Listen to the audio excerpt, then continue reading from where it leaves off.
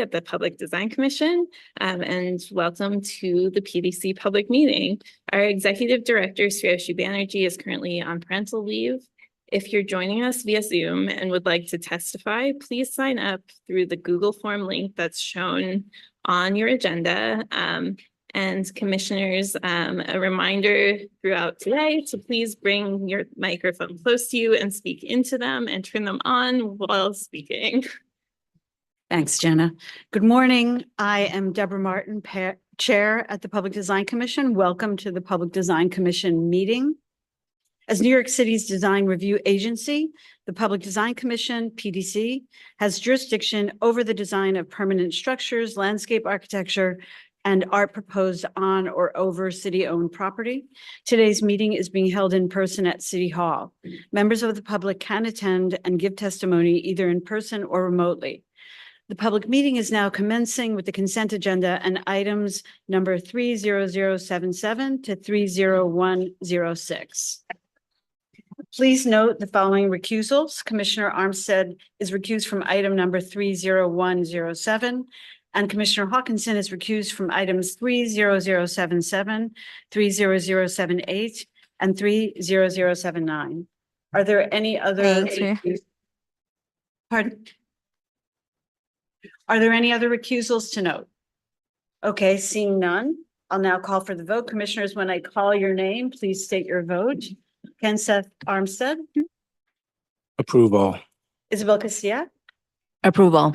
Laurie Hawkinson. Approval. Bill Heinzen. Approval. Harry Maloney. Approval. Manuel Miranda. Approval. Meryl Tisch. Approval. I also vote to approve all, so let the record show that there is unanimous approval for the consent agenda.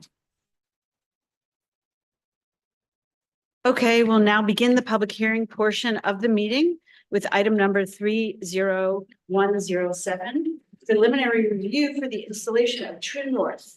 Every Negro is a Star and Conductors by Kenseth Armstead, located in Abolitionist Place, formerly William Square, Hard in Brooklyn. For standard procedure, the applicants will give their presentation, then public testimony will be heard, and then the commission will ask questions, deliberate, and vote. We will hear in-person testimony first, followed by testimony from remote participants. Please note that Commissioner Armstead is recused and will leave the room. He has left the room during this presentation. This project will be presented by Kendall Henry, Assistant Commissioner of Public Art at New York City Department of Cultural Affairs. Presenters, you have 10 minutes, and please proceed. Welcome, Kendall. Good morning, commissioners. As the introduction says, I'm Kendall Henry. I'm the Assistant Commissioner for Public Art at the Department of Cultural Affairs, and I'll be presenting for Commissioner Armstead in his stead for obvious reasons. So this is preliminary submission, and some of the things I'll be referencing will be some of the information that you saw at conceptual and responding to them as well. At the heart of this project is a commitment to telling a story of abolitionism, self-liberation, and the Underground Railroad, and with 4 key goals. Create a compelling experience that honors freedom and emotional connection. Ground the project in clear historical context, specifically Brooklyn's role in the abolitionist movement, and introducing a new interpretive approach that balances storytelling and contemplation.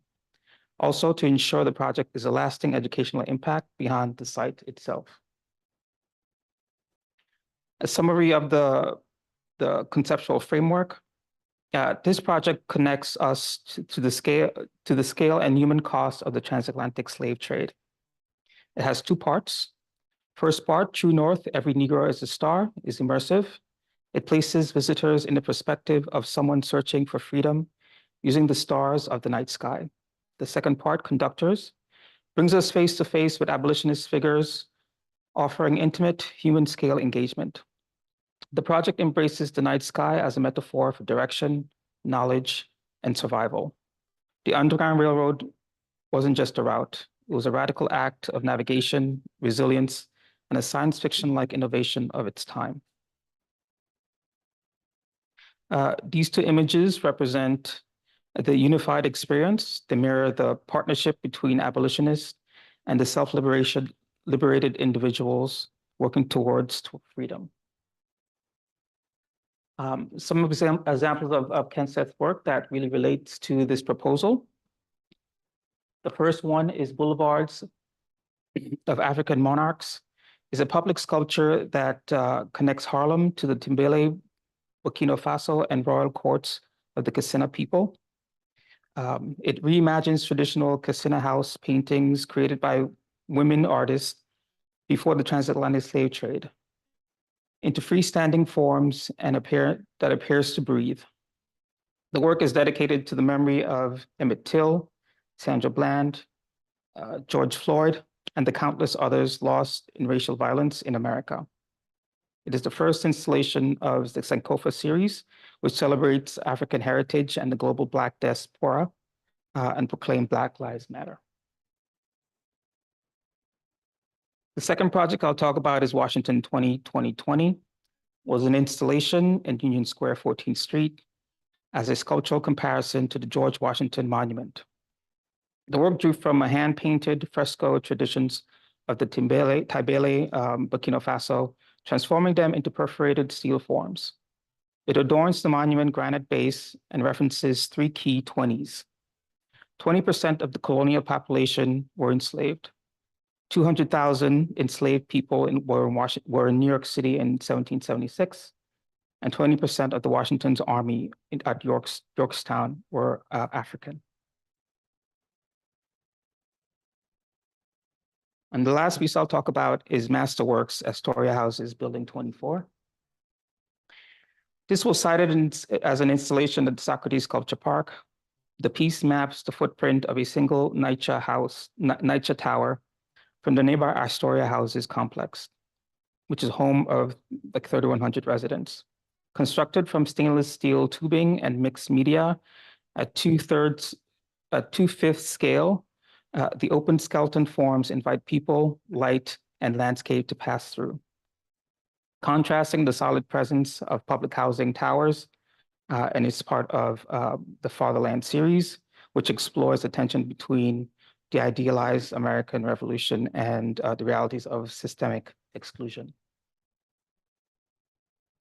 The location of this artwork is in the very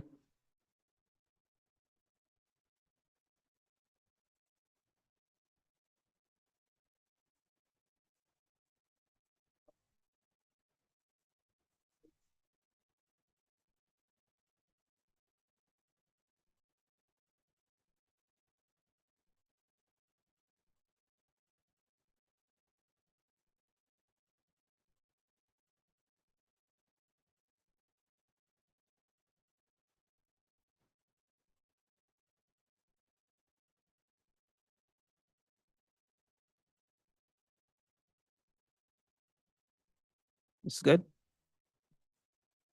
Can you hear me okay? To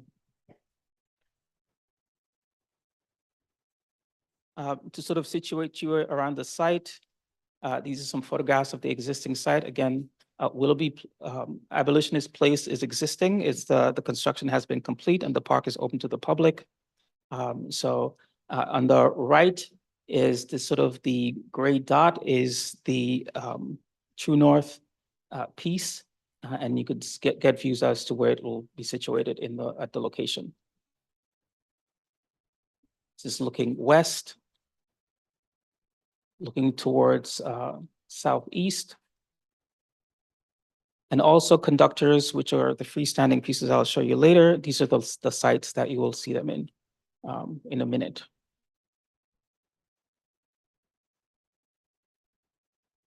At each of the entrances, and the last one looking north from the southeast. Plans and elevations to give you a sense of how the projects fit within the space. This plan shows the sort of the True North Dome and how it's situated at the site.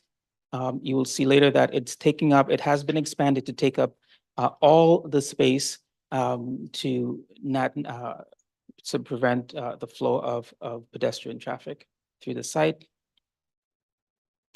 And this image shows you a greater detail of the location and the scale. So the piece itself is 12 feet to the lowest point, with a dome of 4 feet and again 16 feet at the center.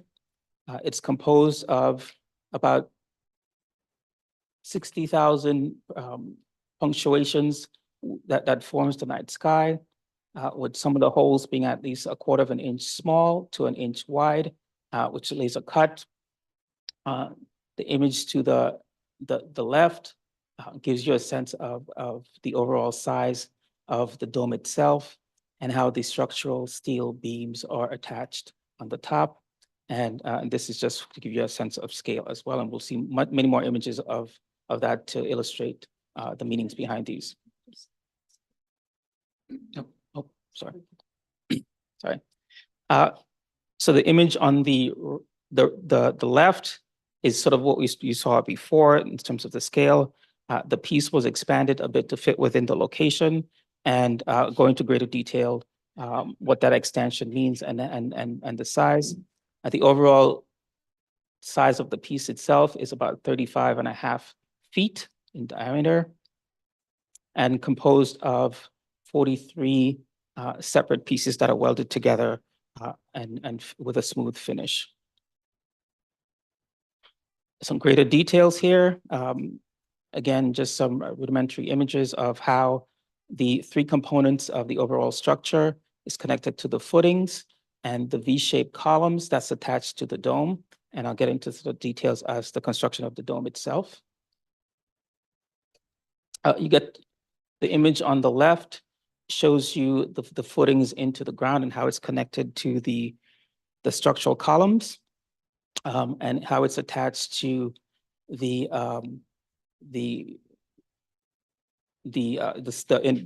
structural slab underground. This image to the right is a very important image because you hadn't seen it before. It extends the surrounding what surrounds the the triangular tension ring, which is a 1/2 inch thick enclosed ring that supports the entire dome, and it's welded to the dome itself, the perforated dome, which is a 1/4 of an inch thick stainless steel. It is connected to the columns on the base with a steel plate. This elevation, this drawing does not show the exact connection. We're still sort of figuring out whether it's welded or it's mechanically attached with bolts. The conductors is a series of 4 stainless steel panels with 2 sections. The bottom section where the majority of the text and the structure will be, and the top half, the 2.5 feet on the top is sort of the image will be situated. I will get into that in a minute. And this is how it's connected into the ground. These preliminary visualizations give you a sense of how the project fits within the space and what is created. Initially, when we first met, we gave you this conceptual idea as to what the conductors would look like with text. PDC requested that we make it clearer and more concise and connected, and getting a Africana historian to really look at the text that we're producing. And this is what it looked like before. And again, we're asking for legibility and a visual unification. And each one of them has a back that has the star motif in different configurations that references, again, the star, but also quilting. And they're embossed and etched in perforated steel on the back of each of the conductor images. And so this is the new image showing how we have unified the look and feel of each of these panels, and I'll get into them in greater detail. And this is what we started with when you saw it the last time. Again, a conceptual idea as to what it looks like, and it has evolved into what you saw before. And they're each 7 feet tall, 2 feet wide, with the very top being 1/2 inch thick stainless steel, and the lower almost 3/4 being 2-inch steel, with the front having a slow protrudes with where the text is versus where the image of the individual is. And the back, of course, is the star motif that is etched and embossed. And this is a detail as to a rendering of the images. And in the background, or what is called the background, is the North Star with surrounded by the constellations, the surrounding constellations. In terms of the locations, again, this is where the James Gloucester at the northwest corner will be located. Get a sense of placing and the scale. The Truesdells at the southwest corner. Mary Lyons at the northeast corner. See where it's related to the dome. And Willis Hodges at the southeast corner. The second part of the project, True North Every Negro is a Star.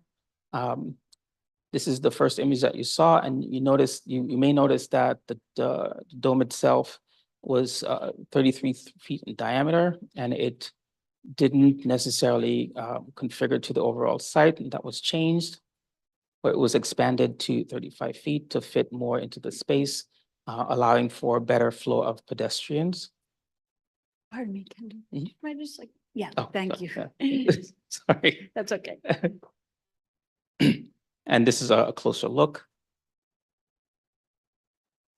This is an important image in that, I think there was some concern about how people would traverse through the space particularly with the structural columns.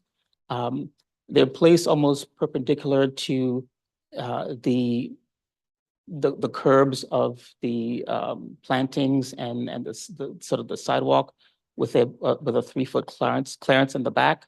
So again, it sort of doesn't feel like it's an intrusion as one passes through and around it. And this sort of illustrates that.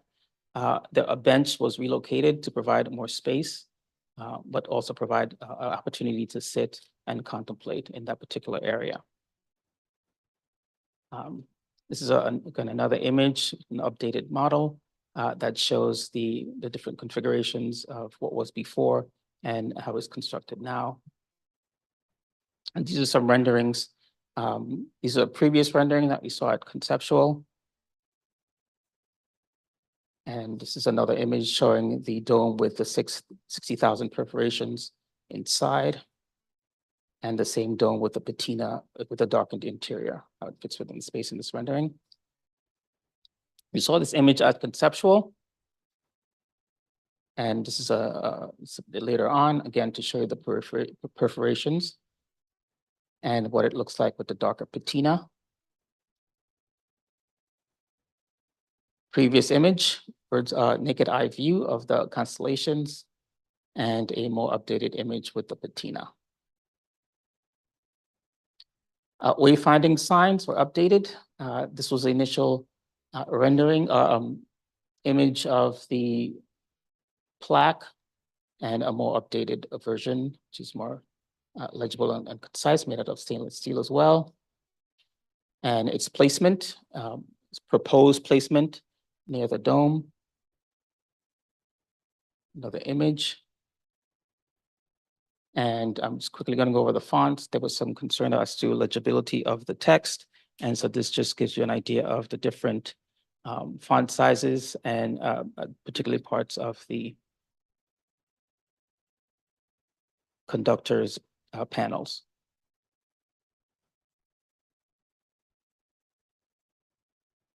And the fonts for the wayfinding.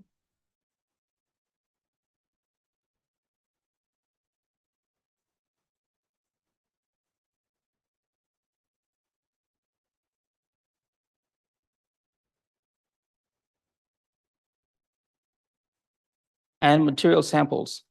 This work is made entirely, all aspects of it is made out of stainless steel, which is very durable and easily maintained, particularly in a public environment, and which is always a concern for us and our Downtown Brooklyn Partnership, which will be maintaining the work. We were not able to create a model per se to present to you today because it was a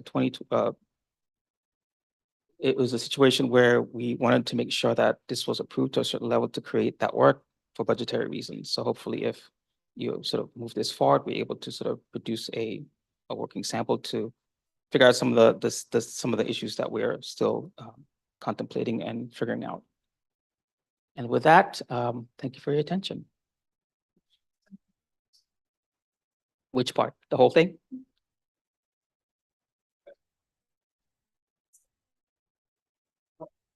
What do you? Oh, sorry. I'm just curious about the range of costs for It's in the. these public designs. Is there, So most of the things that we presented to this commission has ranged between like 100,000 up to 900,000. A million, let's say a million, yes, yeah. What, did you say what budget was again? Sorry, what? I didn't hear the answer. Yeah, so it's like, what's the range of projects? And so like 100,000 to a million. So I think the largest project we presented to you so far have been like around $1 million. why is this so expensive? It's stainless steel. Materials. Mhm. And the engineering of this sort of dome floating in the middle of the park after the fact, it's a complete park, so we have to go back into the ground to apply footings and whatnot. So all these increase the cost. Got it. So that was the budget you determined. Yeah. Can you hold that thought, Lori? We just So have there that was answer. a budget that was determined Mhm. in advance when this went out, this request for, Yeah, right? So Yeah. it was, this was the budget. And then we're looking for artists, submit, right? Correct? yeah. So we start Just with the we process. start with the budget, and then the artwork is created around that. So if for example, with tariffs and other costs, you know, if that affects the budget, then it affects the artwork in that we may have to make it smaller or change different aspects of it to fit within the budget. But Commissioners, we need to take public testimony first, Oh. so sorry. hold your Sorry. questions. Go ahead, Jen. Let's see. Chelsea, has anyone signed up for remote testimony? We do not have anyone signed up for remote testimony. Is anyone within the Zoom room here to testify? If so, please use the raise hand feature. I will give you a minute.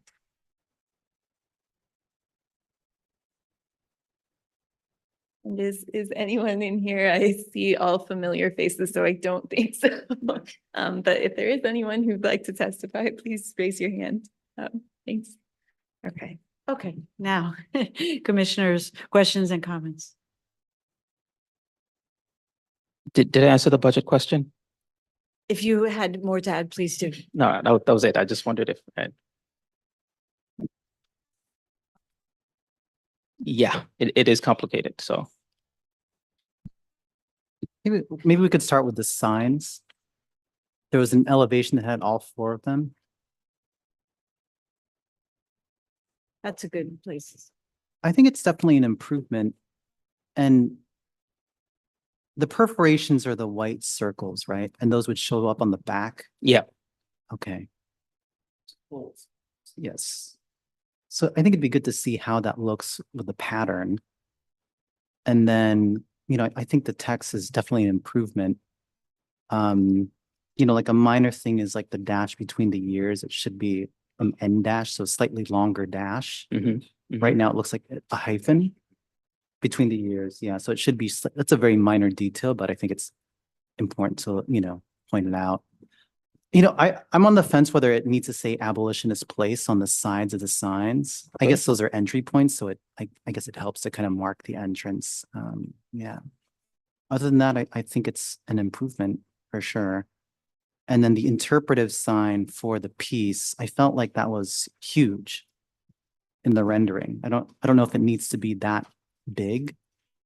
And it's also just a very straightforward look, like that feels huge to me. It's like 8 feet tall or something. You know, I don't know if it needs to be so big. You know, stainless steel, it's very imposing, I think. Also the list of credits, you know, there's another character used, which is like a pipe at the bottom, Mhm. which is not actually, it's not a grammatical figure, it's for coding. So I think if you can like list it in columns or use commas, just so it's using like actual grammatical or, characters. Yeah, so those are my comments. And I also don't know if there needs to be all of the bold in line too. Mhm. So these are all minor details, but I think it'll just help the project and define it. Okay. But in general, just the panel is 6 feet tall. Then I assume it's off of the ground a few feet too. That just seems, I don't know if it needs to be so long. I don't know what anyone else thinks. So the good thing about the park being the place, I have to avoid saying park, the place being complete is that we're able to, do a mock-up and put it in place and see what that looks like to, to gauge the scale and the appropriateness of that. So that's something that we've been doing for a lot of our unusual size plaques to make sure that the size is correct. So we'll be doing this for this as well. Was there any consideration of making this interpretive sign the same scale and form as the conductors? Or was that not considered? Yeah, so it's, they're serving two different purposes. In terms, and so there's already a whole bunch of different kinds of signage within the park. Mm, And we just wanted to make sure that, and you could sort of see it here, like, yeah. what is that sign telling What is us? that sign, I was gonna ask Yeah. that next to the, This one? what is Yeah. that brown? So this is the sign that sort of recognizes the place itself, the place, the park itself, Oh. and names it and what city agencies and, there's these kind of things that sort of identifies a place with the. I think the relationship of the conductors to that sign is quite unfortunate. I think the other three conductors, they're freestanding, you can walk around them, they hold the place. And here almost the two compete with each other. They're not the same scale, they're not the same materiality, and I think it's a disservice to the conductor itself. Mhm. I also think the placement against the planting bed doesn't allow you to have the same experience of this conductor as you do with the others that are freestanding. Mhm. So I think I would rethink the relationship of this placement, this particular placement, both in terms of the planting bed and the other sign, to be more in keeping with the other three conductors. I think Yeah, Also, this also makes me think that, it says abolitionist place on the side. If there's already sufficient, identification for the park itself, I don't know that these conductors, because the piece has a title, it doesn't have to serve as wayfinding for the park, Mhm. I think. so. And the placement I agree to, it's not, I think it's just not good. Yeah, so for this one in particular, there have been some sort of conversation as to relocating the park sign. Or or adjusting accordingly. And again, we have the opportunity to do a mock-up and place things in place to see how traffic flow is, how people interact with it, eligibility and whatnot. So yes, so thank you for bringing that up. Yeah, and then going back to the plaque, I agree that there's something. The problem with the scale is that the plaque is a little bit shoved between the bench and the light post, and it's not giving it the breathing room it deserves to be on its own, something that you want to look at. And I think also the legs take away from what could be a very elegant plaque.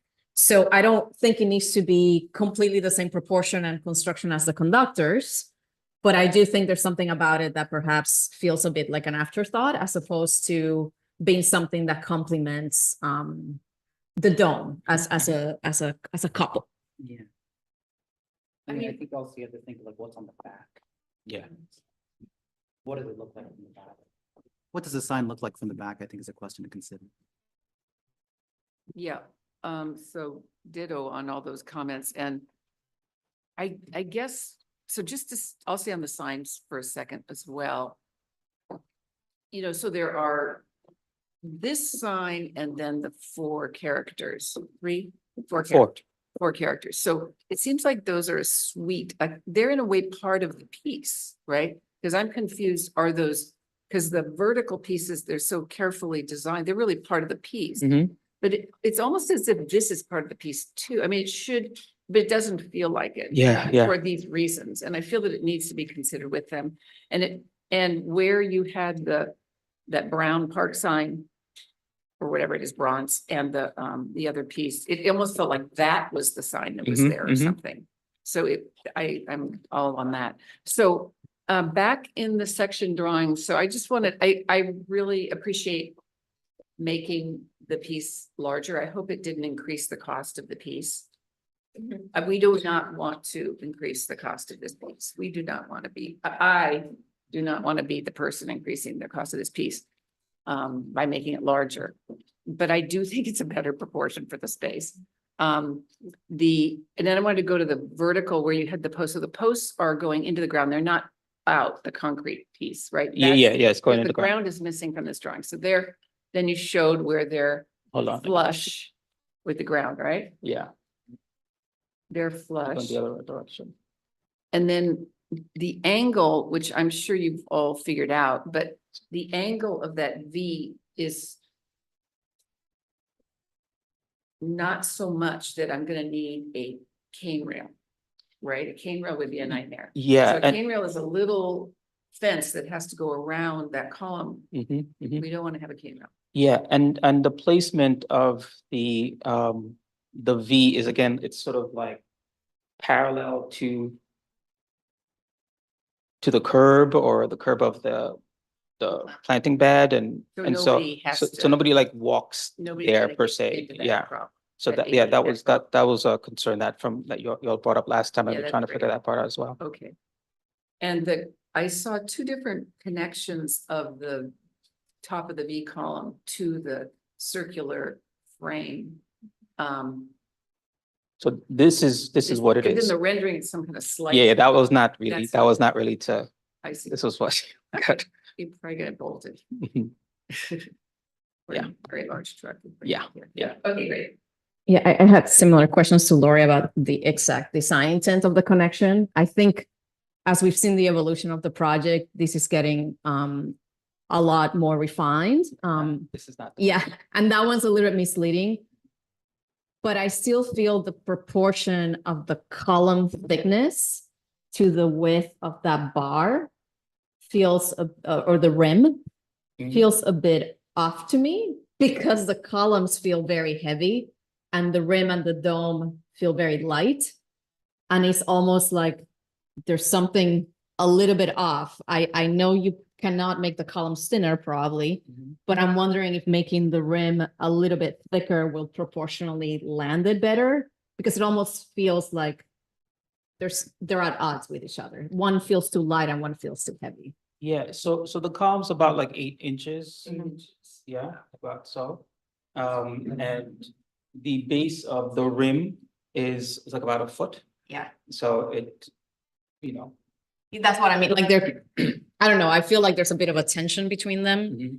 And I not being able to model or visualize it. I'm just wondering if making the rim a little bit bigger will make that column relationship cleaner. Mhm. It feels like they're all, like they almost want to be the same, but they're not the same. And there's something to me that proportionally feels a little bit off. Yeah, and we're open to sort of see what that looks like with the model. And see if that, because there was some conversation about that as well, and we thought that was a sweet spot, just being like about this big, and then the foot of the base of the rim would make it still look a little light. But yeah. I think I think what's really nice about it is, in my own thought, that as you look at it from far away, maybe it does feel heavier. Mhm. And as you enter within the dome, suddenly it opens up and feels lighter. And there might be something nice experientially there about the perception from far to being within it. Because once you are in the dome past that ring, it actually does feel very light. It's a very, very thin piece of metal. So I'm just wondering if the push and pull of those two elements would actually also benefit the experience of the piece. One more question. So, I mean, I think the stainless is great, but the lighter, I think it's gonna be really beautiful. I don't know, I was trying to find who the structural engineers, doesn't matter. But I think we should really push the structural engineer to make those columns as small as possible. Push them. Mhm. Like, I don't know. That would be my, request. And I think how many the 10,000 or how many holes? 60,000. 60,000. Yeah, I think it's very beautiful. I mean, it'll be interesting to see how that works. And you know, you can, I know you know this, but you can print a 3D model. So it's very accessible. It would be so useful, I would imagine. Yeah, I mean, To that print the would sort of 3D tell us a model. lot of information when we do that.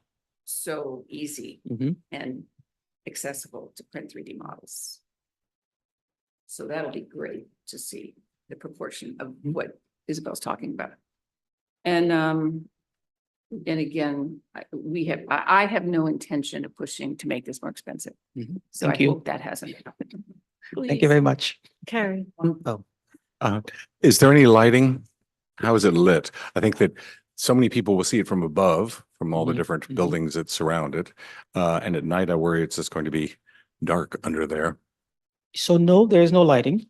The piece was sort of designed to obviously be darker underneath and sort of do that contrast with the light from the daylight coming in.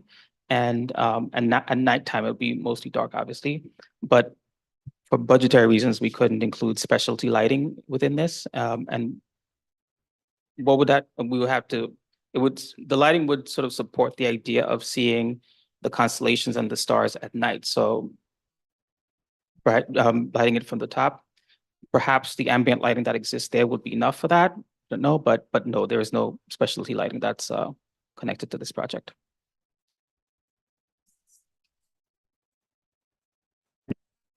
Piece ever. No, you have some coming up that will be the most expensive. But no, not this is not. This is around the same cost as a Shirley Chisholm monument. So I had one question about, I think it's page 27, the I guess it's the sky. And I understand this is very like a conceptual rendering. This on the right. Mhm. You know, but are you meant to find, if you're a visitor of the park, are you meant to see, you know, Ursa Major, Ursa Minor, you know, the constellations of like, you know, the Big Dipper, et cetera? Are you supposed to find it in there on your own, or is there something that will highlight those stars? Yes, so Okay. so there's hierarchy with each of these dots. Okay, So some of them serve as background dots and some of them serve as actual constellations. So the background dots might be a quarter of an inch of a hole. And then the the major stars would be like about an inch or so. And of course, it's going to also have the perforations to sort of show you which is which. But you will be able to identify what that looks like. There's also, I think, etchings, right, that connect. the yeah, con- yeah. There'll be etchings that will outline the constellation. like the lines. And- Yeah, Yeah, there's a So that'll be image somewhere inside of the dome. inside. inside.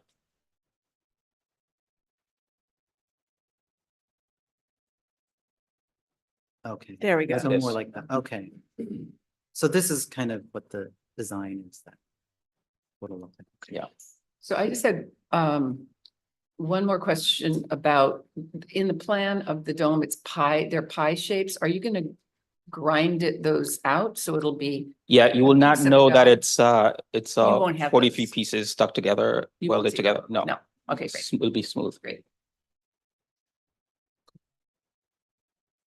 Any other questions or comments before I ask a few questions and summarize? Okay.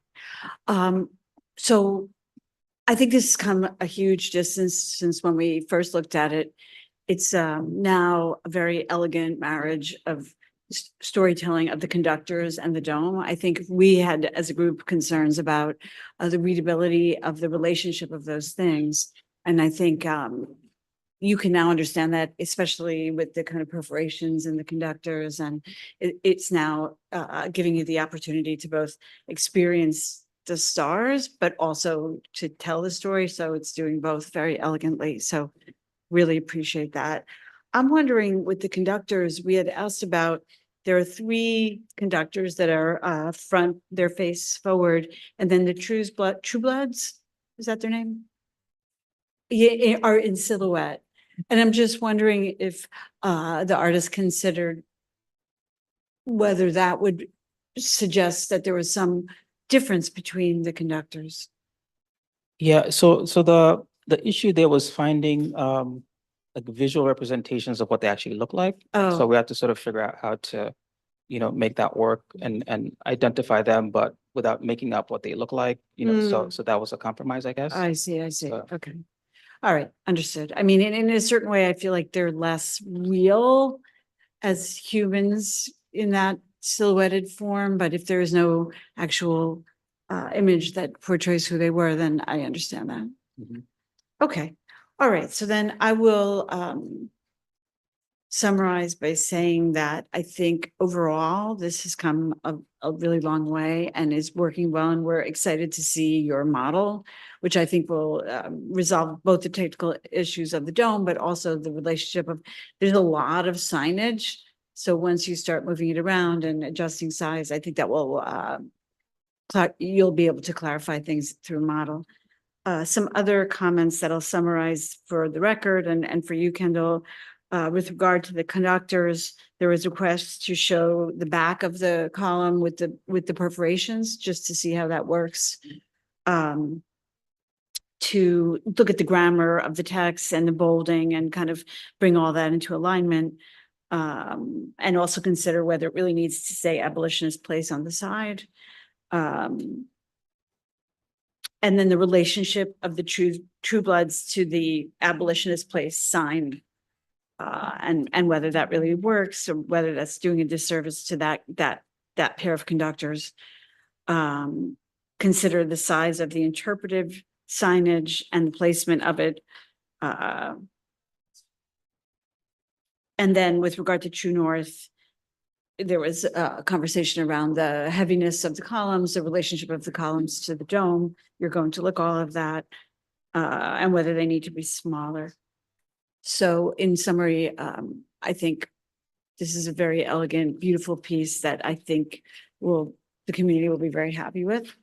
And we're excited about that. So with that, I will call for a vote on item number 30107, preliminary review for the installation of True North.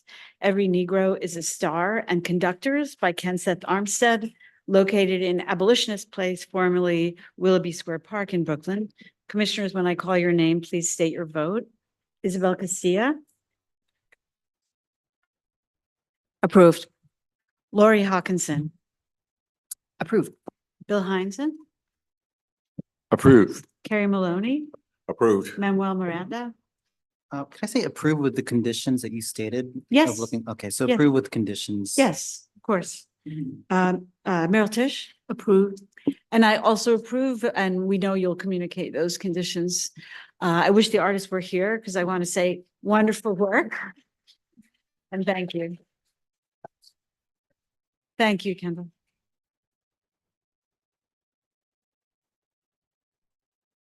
Okay, are we? Back to Isabel.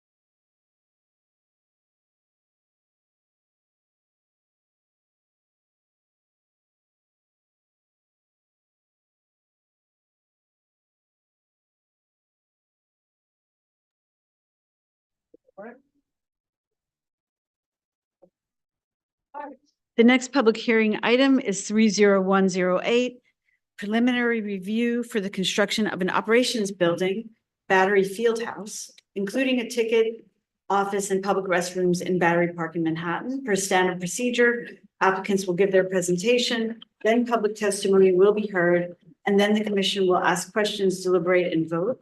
We will hear in-person testimony first, followed by testimony from remote participants. Presenters, you have 10 minutes and proceed. Hi, Claire. Hi, thank you. I'm Claire Wise, the principal of WXY, and I'm here with, Jeffrey Poor with Star White House, Landscape Architecture. and I want to introduce Hope Cohen, who's with the Battery, who's our client. And I think the goals are complicated but clear. This is a building that's doing three things at once. It's providing a ticket booth and space for staff, which Seaglass, the carousel, has never had. It's providing a washroom for families and children so they don't have to leave the playground to use the larger public washrooms. It's providing offices for the Battery to maintain the Battery. They're the conservancy that maintains the Battery, and offices for parks, so they have storage as well. I'm not, it's in the Battery near the Coast Guard building and right across from the restaurant, which has regular public bathrooms right now. It's right beside the bus turnaround. It is very much in the floodplain, but it's getting a resiliency project, which is currently underway. I'm gonna, again, just quickly go through this. We only have 10 minutes. Jeff, I'm passing off to you to do the Okay. whole context since you designed it. All right. Well, so it's in the southwest corner of the playscape, as Claire mentioned, right across from the restaurant and opposite the Seaglass Carousel. Within walking distance of the Staten Island Ferry, et cetera, et cetera. So we can just go to the next slides. So the immediate context, you can see the footprint of the existing building. As I mentioned, the southwest corner of the playscape. When we designed the playscape, we left this area sort of rather loosely configured in anticipation for this project.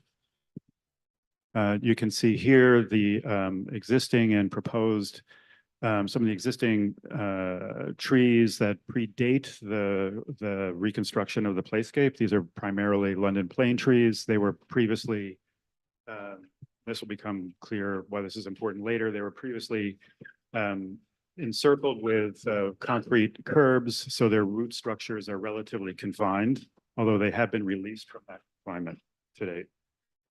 Some existing conditions photographs. This is the playscape side of this thing is not working, but the playscape side of the structure, the harbor side of the structure where you can see the current temporary storage for the sea carousel.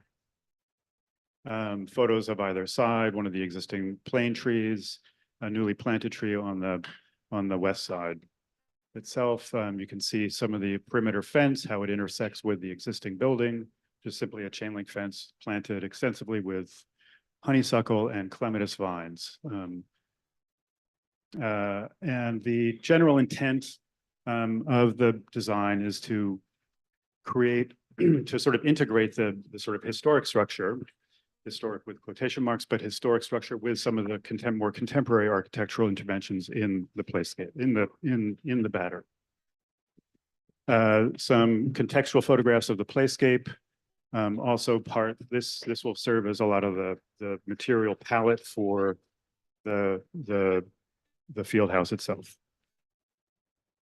There will continue. Hopefully take that. Yeah, so I want to address some of the changes we made since conceptual.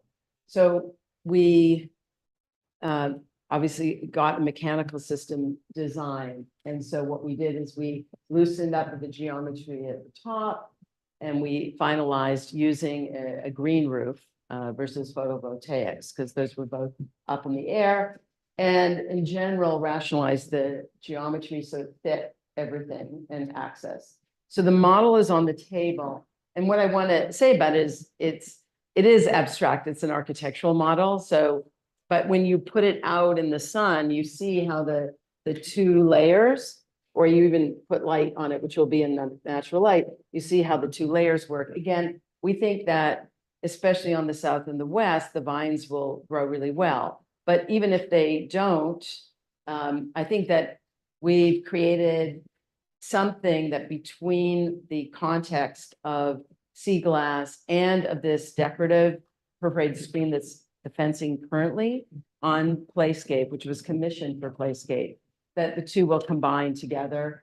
And cleaning up the stone building will also read, which is what we did at Jeff showed a picture of the comfort station, similar building that we added two zinc entrances and glass entrances to, that also got cleaned up and looks quite nice. So Jeff's going to just do the ground materials quickly, and then I'll go through the architecture. So as I mentioned, we'll be using primarily the materials that were used in the playscape itself. Which is surrounded on the north side by exposed aggregate concrete and custom modular metal benches. And those will be, the existing ones will be repurposed and rearranged around the new entrances to the field house and the comfort station, or the restrooms. Within the screen, how this works. The pavement will be a precast concrete unit pavement, which is used in these areas here, immediately adjacent across the exposed aggregate concrete path. And then in the front would be more exposed concrete in the sort of utilitarian areas of the and entrances to the field house itself. There will be some hexagonal pavement rework having to be done around the perimeter. This moderate regrading associated with the expansion of the field house with the ticket booth. So these are some of the materials. The bench up on the upper left, the perimeter fence will be reconfigured, obviously, because of the expanded screen structure. There's some pavers on the roof that are associated with the green roof. Upper left are the precast concrete pavers, which are very useful in sort of dealing with the sort of radial nature of the interior inside the screening, the exposed aggregate concrete, hex block and granite block curbs. The planting also will be drawn largely from the existing palette of the surrounding landscape. Some accent shrubs, perennial borders that are modeled after the Pieteldorf bosque and perimeter planting.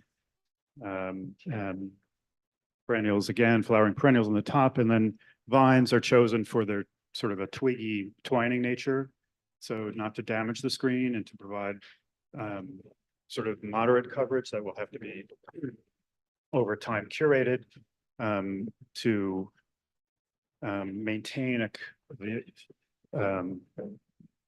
sort of a, but we're not looking for a complete coverage. It's sort of more sort of exposing the play between the natural material, the natural vine growth, and the architectural mesh and screening.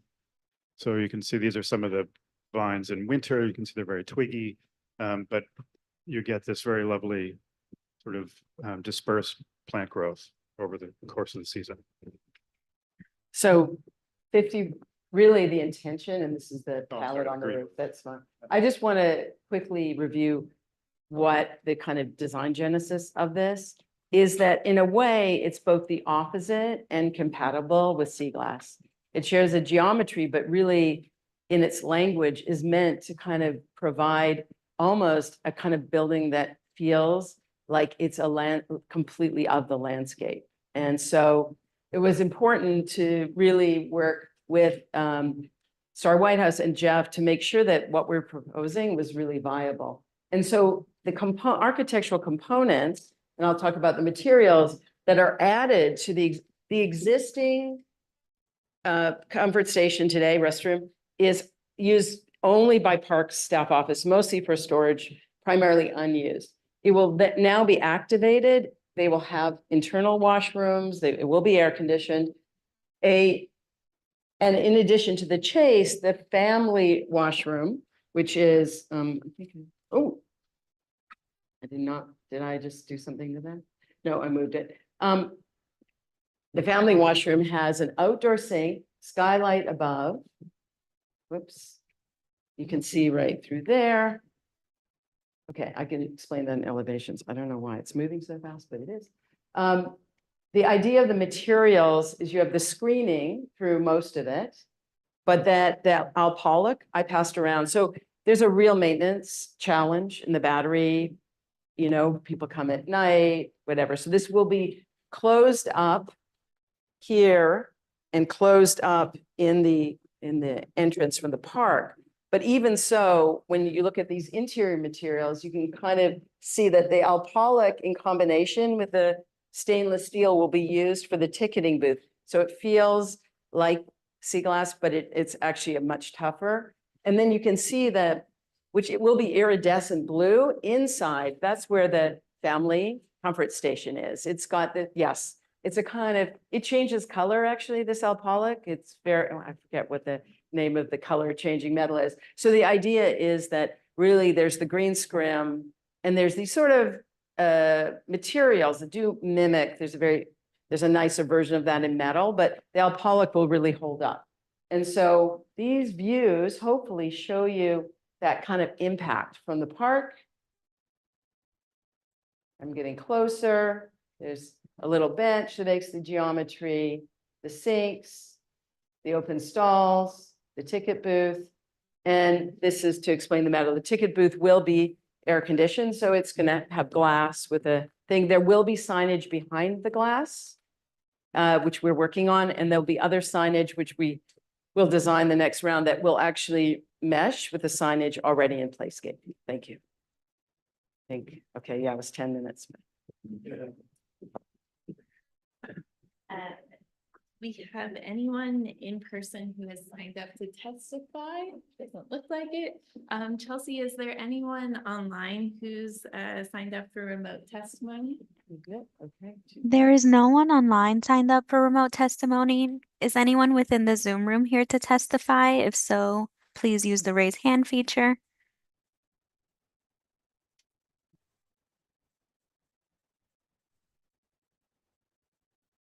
Seeing that there are no hands, we are okay to proceed. Great. Thank you. That concludes our call for testimony. Thanks. Okay. Commissioners, questions, comments? Lori? I don't know, I think it's a really beautiful project. It's very exciting. And I love the transparency of it, and yeah, I think the forms, it just works really well. Bill was asking, and I have a question too, about what was the date, just curiously, of the original building that's inside? When was that built? It's 38, 40, like, Actually, I believe it was the early 50s. oh, 50s. Yeah, when the park was rebuilt. Something here, but Yeah. doesn't matter. But so that feels building earlier. It's got this, Yeah. it's got some decorative detail on it. was it designed in 41 and built in 52? Is that what you're saying? Or it doesn't matter. So you're gonna. I think they rebuilt the original design when they rebuilt the The park. park was rebuilt in the. But I think they 50s. used a design that was literally a kit, or like it was already in the drawings, and then they built it. That's my Yeah, maybe. guess. It's very similar to the other one that we added to. But you're cleaning. Cleaning the screens. It's gonna stay the building. It's just gonna get I clip-ons. think that's cool. So And the metal workspace. The metalwork's gonna stay.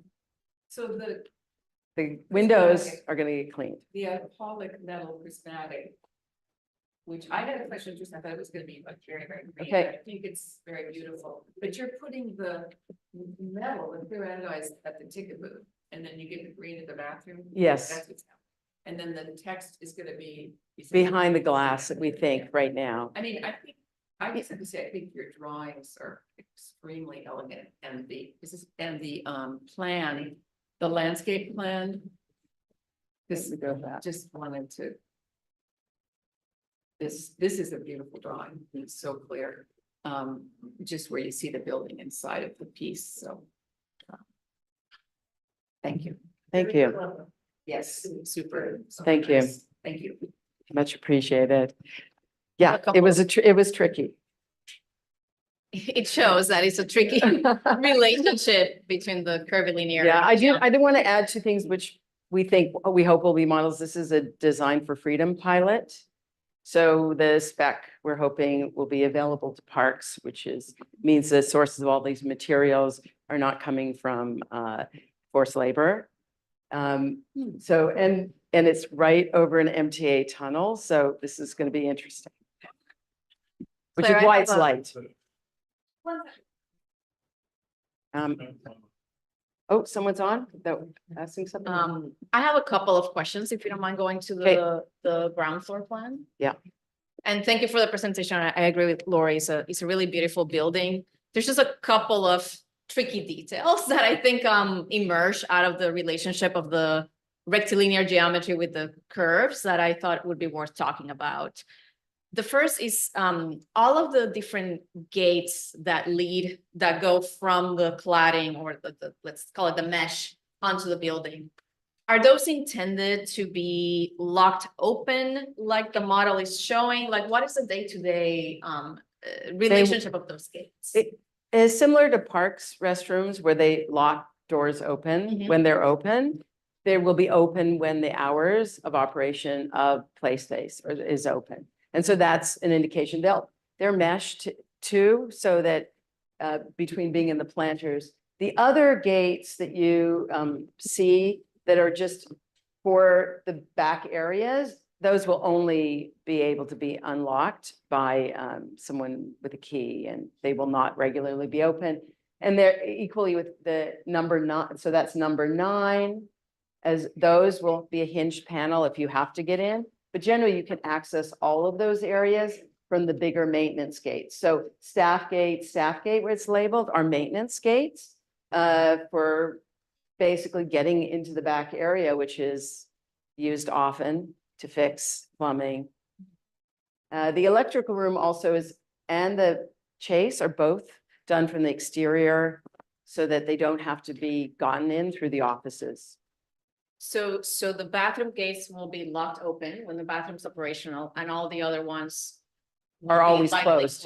Okay. Yeah, they I- lock close. I just think that you may want to look at the detail of how those bathroom gates stay open against the planting bed, so that they don't, in an ideal scenario, and I don't know if there's a possibility to arrange the planting beds, you actually lock them open against the facade, like you have shown on the model, so they're not this fin that is freestanding or potentially Yeah. kind of getting stuck with the planting or damaging the planting. We have spec'd it and just so that it's fully latched against the facade. But again, we have to like figure out if that's possible. We had originally a sliding gate, which ultimately is not as practical, unfortunately, as doing a hinge gate, but we should look Yeah, at the I just think the planting. relationship of the gate to the planting bed, I think is merits looking Yeah, at. totally. The other area that I just wanted to highlight is that I think with this geometry, you do end up with a lot of nooks and crannies around the screen. And I noticed that in some areas like the number 9, you are proposing a screen wall to close those off versus others where you don't, like where the number 4 is, there's also kind of a bit of a nook and cranny there. So I just wanted to understand a little of the logic of where you're putting the screen wall versus not, question number 1. And question number 2, how do you envision those spaces will get cleaned? Because through this mesh, you would have imagined there's accumulation of leaves and other debris that starts making its way in there. It's also a very windy site, so there might be a lot of stuff going in there. I just wanted to hear your thoughts on how you see those spaces working on the day-to-day. How would they get cleaned? And the alternative, how do you make sure they don't accumulate a bunch of stuff that becomes unsightly over time? I mean, in talking about it with our team too, and looking at what's in Playscape, there's a lot of places like this in Playscape that just have to get broom swept out, that under slides and over and under things. And so in a way, I think the staff is there to do it. They'll have the equipment. Can you fit a Because of the human in there? roof, what? Can you fit a human in there where the number Oh, 4 yeah. is? If I look at the model and a person, it's actually bigger than it appears. Now, the only one is here, but what we're, That's the one I'm yeah. pointing. So the big, so we've sort of provided hinge panel there in the screen so that it'll hinge open if you need to clean it out. So those are really hinged panels. Yeah, and I do think that they'll have water and everything so that you can, and this all outdoor material. So one thing we had looked at, which I don't like, because I think it accumulates more, is we're bringing the screen all the way Yeah. to the ground, because I think that will accumulate a lot less. You feel bringing it to the ground accumulates less. Yes, when we, earlier on in concept, we raised it up, and I really felt that just encourages more debris. So I think we are really settling in on, we bring it right to the ground.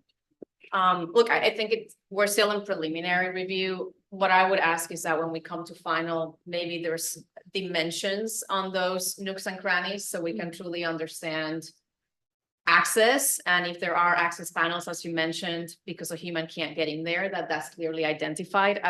I'm still not convinced that these spaces will be, they will be maintainable if you put a lot of effort into it, but Parks Department doesn't always have the bandwidth, so. Right, this is anything that can be maintained by a done- conservancy, so this would not happen, this project, honestly, if it was regular comfort station. But even Just putting that conservancies out there. have a lot of pressure on themselves, right? So I think we just want to understand the thoughtfulness you Yeah. put into this to ensure these are successful spaces. They don't become remnant Yeah. spaces that are a problem. I mean, to the battery's credit, I do want to say that their maintenance staff and Hope and her team, Steve, were totally part of the discussions of this project. And an important part of the discussion. There is actually a dedicated partner for. I do need a. Yeah, where's that? Sure. There is, I just wanted to mention, there is a dedicated horticulturalist taking care of the playscape, which is obviously, as you can imagine, a pretty heavy lift, but this would be part of their maintenance routine. And I do think one of the things we need to explore a little bit more in terms of where the bottom of the screen is, and also is the spacing between the two screen elements. Because that will obviously have an impact. I mean, as I mentioned before, the vines themselves, they're not, from sort of wispy, twiggy of the clematis to something a little bit more woody, but nowhere near as substantial as some really heavy duty vines like wisteria are selected for having a somewhat of a lighter load, leaf load, twig load on the structure itself.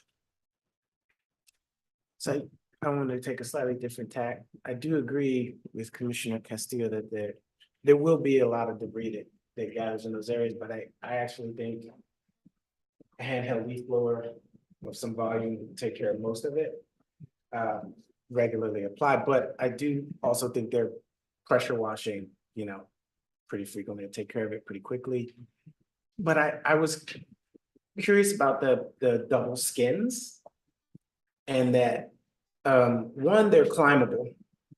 So I'm a bit concerned about climbability. Also I'm kind of interested in it as an art surface, in that people can use it. Like there's one artist team called Brooklyn High Art Machine. And what they do is take fencing spaces like that and make surface communication language or visuals. And I wondered if you guys had considered, as an extension of that, this is part of this landscape, that there could be this kind of program where you invite people in to actually use that surface, because I think people are going to use that surface regardless of whether you want them to or not. So it'd be better to jump in front of it and have a program, because people, like a lot of writers and a lot of people in the city, if they see that you're already going to program it, they won't jump into the program. They'll respect the program. So I want you to consider the skin of this object as a programmable language visual space, and reach out to artists to use it, because it's very seductive. I'm talking about that people they do tie-ins. It's like a weaving. I mean, this is it's like a it's like needlepoint. So people come and do needlepoint. Textile. But Brooklyn High Art Machine, like they've done work on the face of the Brooklyn Museum, people like that.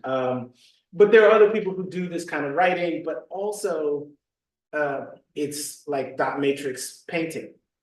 So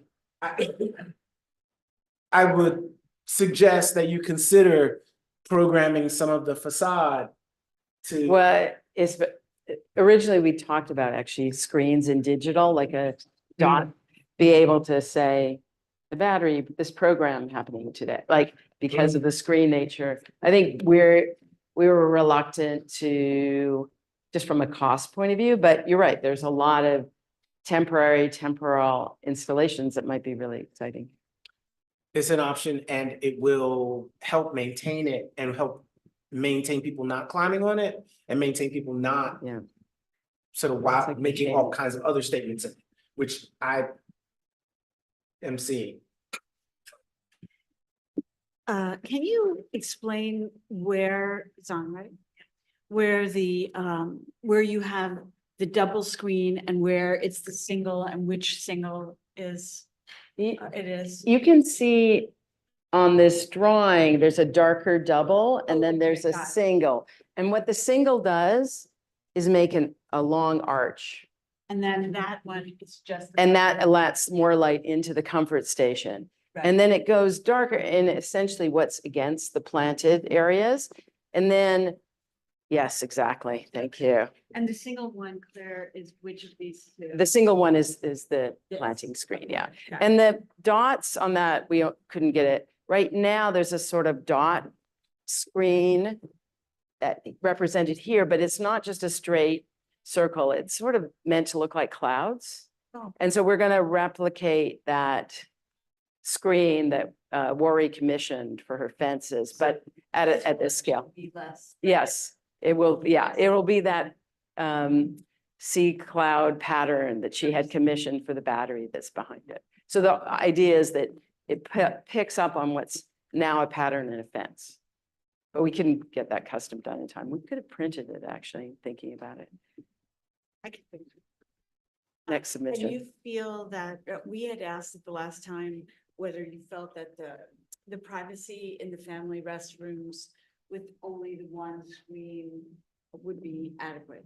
Well, I think one of the points we have, again, that's undercut at the bottom and top, is to have it all gender but family oriented. In fact, the 2 toilets for the stalls are kid height.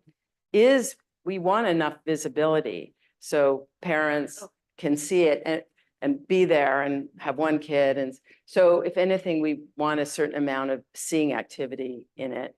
So there's some eyes on it. Okay.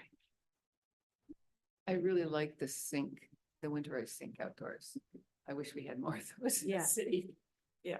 It's a really great feature to do that, just bring it out. So anyway, great.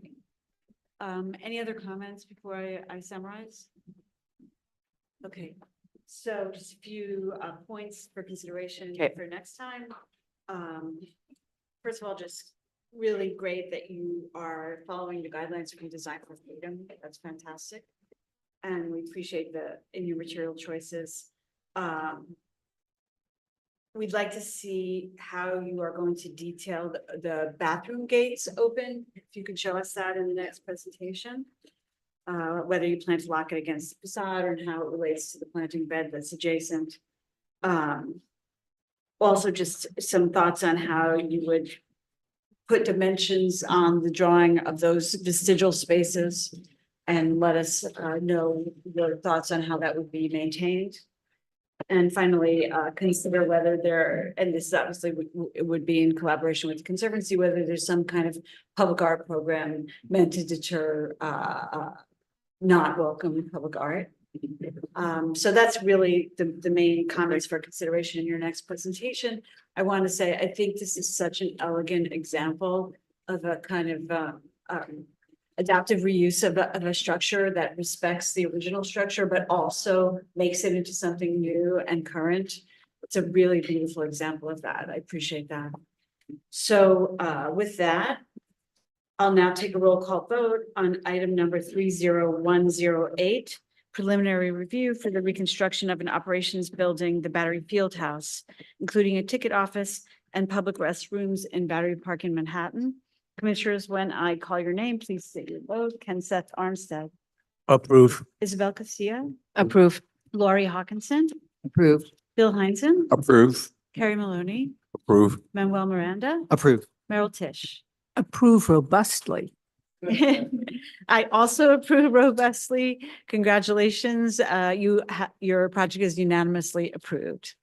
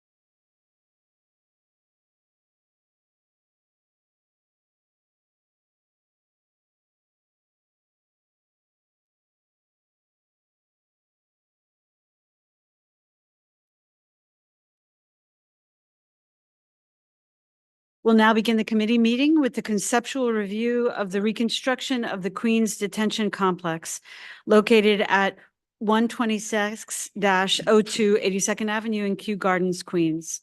We will not hear public testimony or vote on this project today. Presenters, you have 10 minutes. Welcome. I'm Frank Green. I'm the lead architect from STV, the designer of this design build consortium. Our build partner is the DeMattis organization.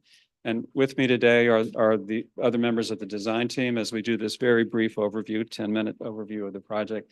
And then we get to the question and answer and discussion. So with me, the lead designers are Kathy D. and Tom Rowe from Michael Graves Architects, and Joni Fu from Fu Wilmers, our landscape architect and urban strategist. So Are there other groups represented here? I'm just curious because this is a big crowd. for this. well, this half of the room is our design team. We have Department of Corrections. We have AECom Hill Joint Venture, the program manager represented, and then there's other folks in there that I don't know. So So my point is, anyone, I just want to know when we listen to the scope of this, if there are questions that come up for the Department of Corrections or for the other partners, that everyone is here, right? So and they are nothing has to be translated, right? correct. Thank you. You're very welcome. So briefly, the Queens building of the Borough-based jails program is unique.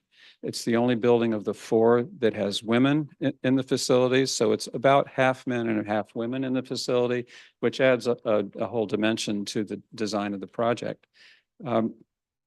The program is designed to bring people in custody home, so to speak, back closer to where they live, where they're better able to stay connected to families, to attorneys, to service providers, improving their chances of successful return. The building itself can represent a civic asset, a building to be proud of, a building in this case that completes the civic precinct of Queens, at the heart of Queens. It's improving public safety by delivering its services in a normalized way, a normalized building with normalized environments that create a normalized environment that's conducive to restorative programming and to positive outcomes. That's the great mission of this project. And delivering it in a collaborative way. We've been very collaborative amongst our own team, with our builder and with the city and their program manager in developing this design. So there we go. It's not advancing. There we go. Okay. So okay, it's working. So the site is located in the very center of Queens, at the Queens Civic Center, there in the left image. It's a site that's bounded by expressways, parkways, turnpikes, and boulevards, and the bordering residential neighborhoods of Briarwood, Kew Gardens, Forest Hills, it's very distinct kind of identity as a civic center. With also this tremendous relationship to Flushing Hills. The site is very much open. The building will have tremendous visibility from all sides. And as you see, our site forms the eastern edge of the Civic Center, sheltering the rest of the Civic Center from the Van Wyck, which, the Civic Center also includes Borough Hall, Queens Criminal Court, Supreme Criminal Court, and Family Justice Center, and a new parking garage. So the site has abundant access to green resources. It's a park-like setting. It has tremendous access to transit, both buses and even the LIRR, as well as subways. And it sits along a boulevard, Queens Boulevard, that has a number of tall buildings that kind of culminate at the Civic Center in a grouping of tall buildings that our building will sort of form an edge to, that surround and frame Borough Hall. So the site is composed of the footprint of the old jail that was demolished. And this is the footprint with a front door along 82nd and 126th Street and kind of a back service side along 132nd Street, with an extension of the green space of the existing Borough Hall site into our site with a green pedestrian experience. The massing concept is very much driven by the ULURP. This shows the ULURP diagram, 195 feet tall, built out to the property lines with setbacks in certain locations. And these are kind of the diagrams for the development of the design. First and foremost, carving away at that block to get daylight into the middle of the plan. Secondly, stepping down the heights of the towers to reduce the bulk and scale. Thirdly, surrounding the building with a green pedestrian experience. And then finally, treating the lower part of the building as an extension of the lower scale of the existing building, existing adjacent buildings. So this is a stacking diagram of the program inside the building. You'll see all the blue is the housing units of the facility, starting at the 4th floor. The green is the program space and kind of, and then the lower portion is the entry lobby. You'll see dark blue and light blue. Dark blue is men's housing, light blue is women's housing.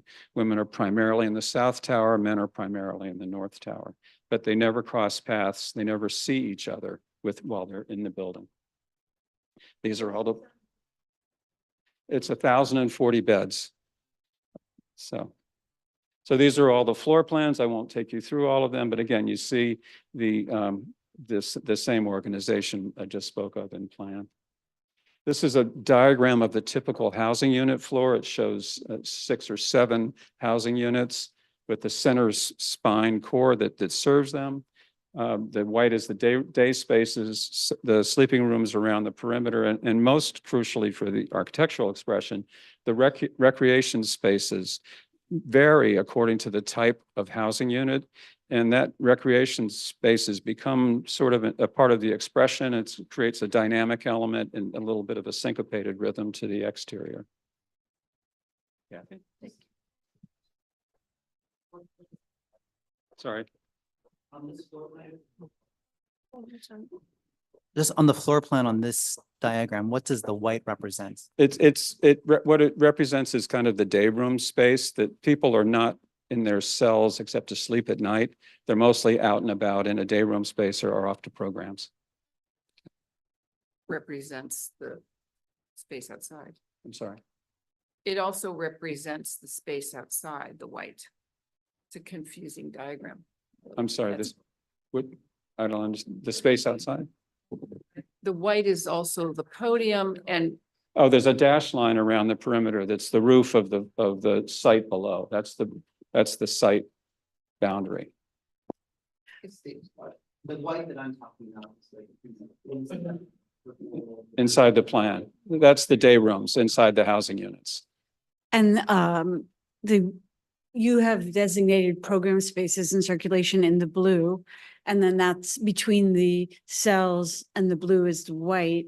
Is there a distinction in fact, in those volumes between the blue and the white, or you're just designating it as where you think the circulation will take place? That's actually a key part of the development of the expression. And you'll see that. I mean, there are program spaces inside the housing units. There are program spaces in what's called clusters that are shared between housing units. And then there's centralized program spaces down lower in the program, in the podium. Okay, so then in this diagram, it's sort of like TBD. This is very abstracted. Okay. Yeah, right. Thank you. Kathy? We wanted to start on talking about the exterior design, showing you here an overall organization of how it fits into the site. So here you can see, and you can also see later in the model, here's Queens Boulevard. In the foreground here is Queensborough Hall. This is Queens Criminal County Courthouse, the new facility in the middle. And then here you have the parking garage and the community facility. What you also see behind is the Van Wyck Expressway. Here's Union Turnpike. And you kind of see how the facility kind of buffers between the Van Wyck and the campus green space. In terms of our overall design approach for the exterior, it was really to support the overarching BBJ mission in terms of maintaining those connections that Frank talked about earlier. And we wanted to translate that architecturally in a clear, basic, understandable way. 3 of our main goals were to, number 1, create a welcoming and accessible public realm at the street. Number 2, establish a residential scale that supported the normative and healing environment that's surrounding the facility. And number 3, I forgot number 3. We wanted to avoid, sort of the typical jail elements such as slit windows, wire fences and things like that. So again, to try to play that down as much as possible. Here, in terms of the overall composition of the design, we've broken it up into 3 simple parts with a little bit extra at the base. You have a strong horizontal base that relates to the scale of the campus fabric and the exterior color palette on campus. You have a legible and transparent main entrance that you can see provides scale for the pedestrian close up, as well as intuitive wayfinding from further away on Queens Boulevard. You have the 3 distinct housing towers above in a monochromatic beige palette, and the neutral glass spine, which helps to separate and distinguish between the 3 volumes. Here, as Frank talked about, the uniqueness of the facility and the functional organization, we do have some asymmetries that occur, but you can see here as these are the outdoor recreation areas. They have access to 2 open sides and are distinguished by this mesh. And then above them, where we do not have rec areas, we've tried to balance and bring the language up in those areas. So as you can see, as we move forward, this is the 132nd side. There are some apparent asymmetries, but we've tried to balance the overall composition. Here you can see again the distinction between the towers as well as the neutral spine. This time it comes all the way down to the street, so it helps break up the pedestrian experience along 132nd. We just paired these with the flat elevations. Here's the north following the exact same concept. Here you can see the way the facility buffers the campus green space from the Van Wyck Expressway. You can also see the topography, which will come in later. So it's at the bottom of the hill. As you go further away into the residential area, it's a much higher elevation. Here from the south, you can see the unique site geometry as well as the service yard in the foreground. Here we've just briefly brought, as we can come back to conversation, this is a summary of the facade materials. Again, the colors recalling the campus. We brought in the warm red to speak to the Queensborough Hall and brought in some more haptic materials at the base where the pedestrian is. We brought some pedestrian views. This is from 82nd. From Queens Boulevard, this is how you approach the building in the main entrance. You can see it at different times of day, so that neutral spine again changes depending on time of day and season. Again, those rec yards have the primacy of the corner with the 2 open sides for daylight and air. This is the view from the Hoover Avenue Bridge. You can see the pedestrian bridge from the Briarwood neighborhood here. This is the view from the back of the Queensborough Hall. And this is just a close-up of the main entrance here. Yeah, this is, we pointed this, I know there's been some comment about this. What we wanted to establish was a larger scale for the entry, at the same time recognizing the pedestrian scale. So it's really an overlapping composition there. We can talk about it later, but I know that's a question. And here for the overall, just showing again, those creation of those 3 distinct towers. You can see how the mass and fenestration relate to the residential across the street. And again, you can see that topography as it's lower in elevation. Really quickly, here are some of the interior spaces. So the main lobby as it connects to the main plaza outside, the staff lobby. Here is the contact visiting. Here is the general population housing. This is the mezzanine. That's the white space that you were talking about earlier. Here is the typical therapeutic housing unit view and the cell view. We brought here some progress on the facade development, just moving.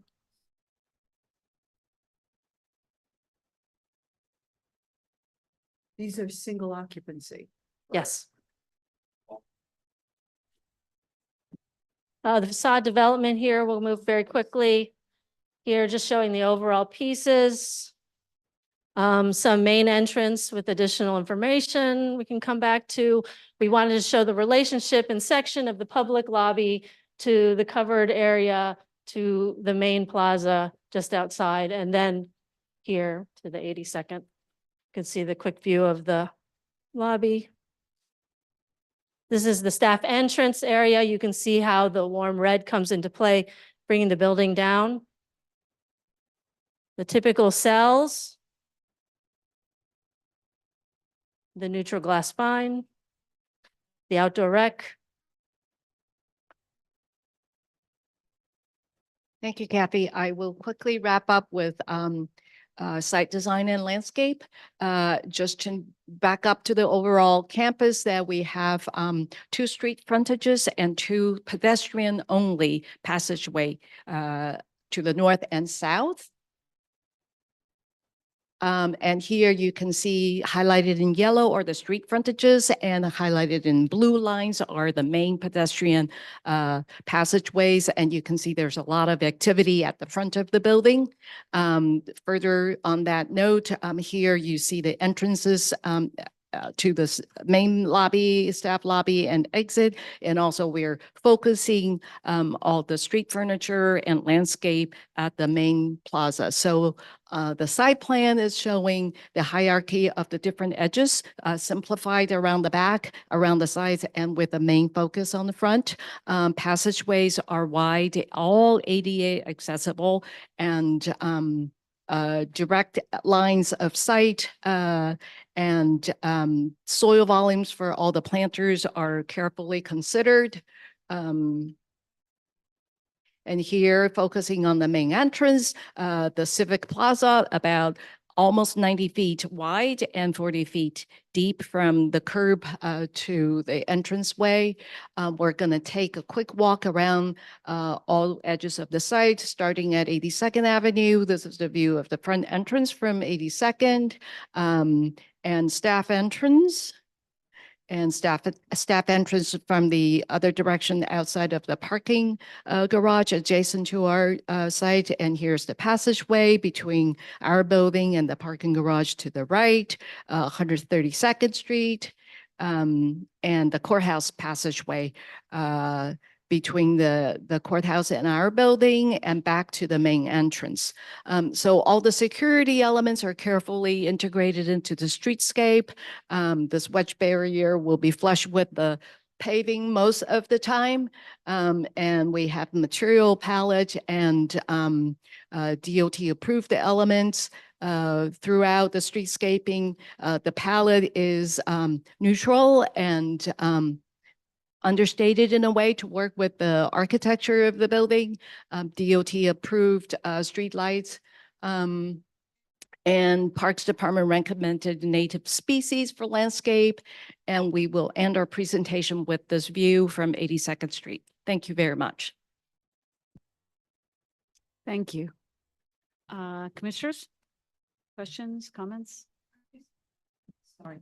What is the age range of the people who will be housed here?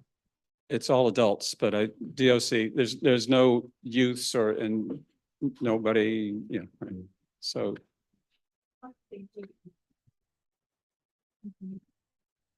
Hi, everyone. Alex Maldonado for the Department of Correction.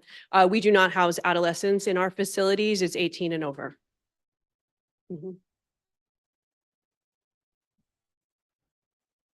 Harry. Are there any library facilities in any of these jails? Or is there any room planned for that? Absolutely, and I'll let the designers talk about their brilliant design, but all of our facilities have law library as well as access to non-law library books, so fiction, circulation, and we have partnerships throughout the boroughs with the public library system. But I don't know, you want to talk a little bit more? The only other piece is that, again, part of this notion of separate experiences for men and women, there's a separate men's library and a separate women's library on that program floor. Yeah, at Rikers Island, there's a women's room, but the men use carts. There is no physical room for men. So I didn't know how that was going to work. Yeah, we can confirm that there will be a library experience for both the male and the female population, as well as the use of carts, because it's also a way to distribute throughout the facility. Lori?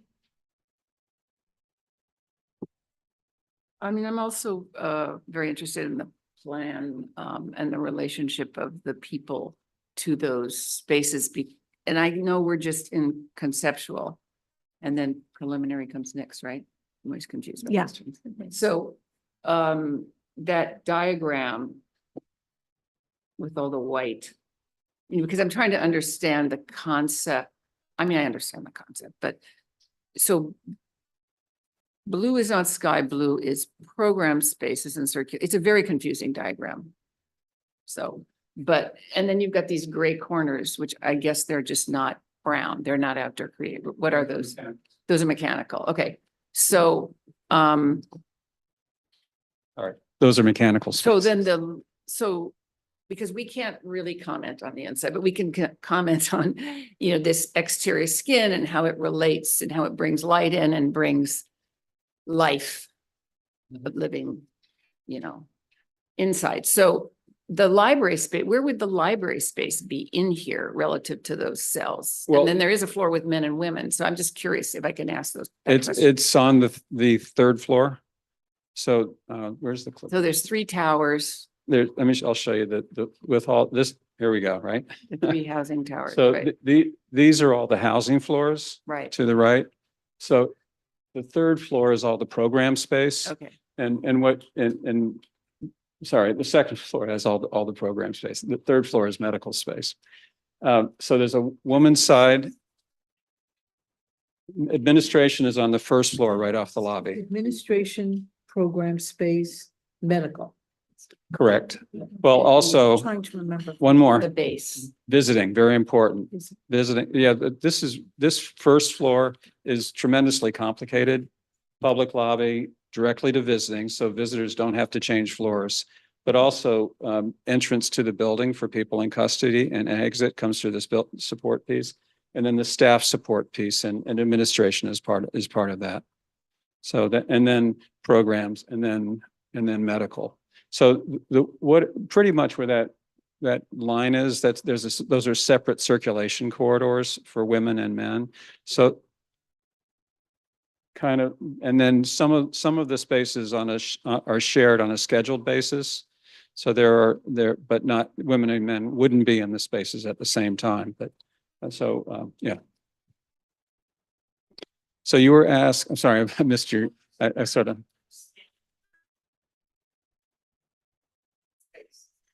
Right. Where they were in their cells and then where that was in relationship to it. Because when I see this diagram, now I'm trying to remember that thing with the white stuff in the Let me go middle. back to that. Yeah, I just think this not working very well. So that bar in the middle is that green thing on the second floor. No, that bar, this is a housing floor. Right. So this is but- 4 through but- 10. But the scheme, if you go down low and then we go there. Oh, I see. Okay. It's just a narrower bar in the green thing. Okay. Right. And you got program. Okay. Do you think, Lori, it would be helpful? I was thinking to ask the designers to go through the material palette. Yeah, sorry. Go ahead. Yeah. I Just- would like to see the material. I mean, Yeah. I'm just kind of getting to this because I was interested in the base Exactly, and I was yeah. trying to understand the base. Right. And what was in the base. So now if we go to the elevation of the base, which is this color? Or some, is this material, this warm, you're talking about a warm material, so Here? because you said the Is this good? beam is that there's this fabric and then there's a relating this base. And then you've got towers and then you have a glass spine. Exactly. And to clarify, the glass spine does go all the way down. So the columns, so elevator cores, all of that goes straight down and is a, kind of a prism almost that divides the building and provides all kind, circulation, building services, things like that. Really makes the building run. So, and then enclosed mechanical space on the rooftop and the bulkheads. So now the base, which Exactly. is because you say, oh, this relates to all these big buildings over there, but I'm interested in when people are on the ground moving around near this, because you've got the courthouse and you've got Absolutely. a kind of, maybe some activity going on there. Absolutely. People coming and going and hopefully lots of people coming to visit. So that scale and the elevation of that That's what I'm trying. Yes, exactly. So this is from 126th Street. So if you remember, against the Van Wyck, it drops another, almost a full floor. So this is roughly 50 feet, 3 floors. And that is that program space and most So of those that- common space. If I go to the plan, this is facing the courthouses, is that right? Yes, this is, yeah, That's facing- exactly. That's, Be that's, helpful to have a little diagram in the corner. that yeah, shows- we've got them on the elevations and stuff that we Right. can go through.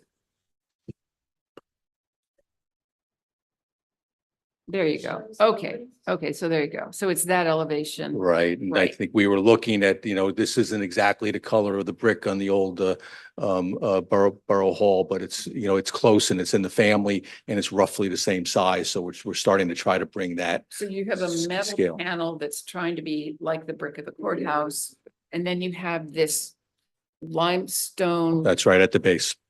that's like that, but that's the vertical banding? This would into the be building? no. No. No, the limestone, There. precast. It's really, it's in there. It's precast. Exactly. But it matches Indiana limestone. We can pretty much get. And then the vertical striping, Is the beige, that's this. the warm beige, that's this thing.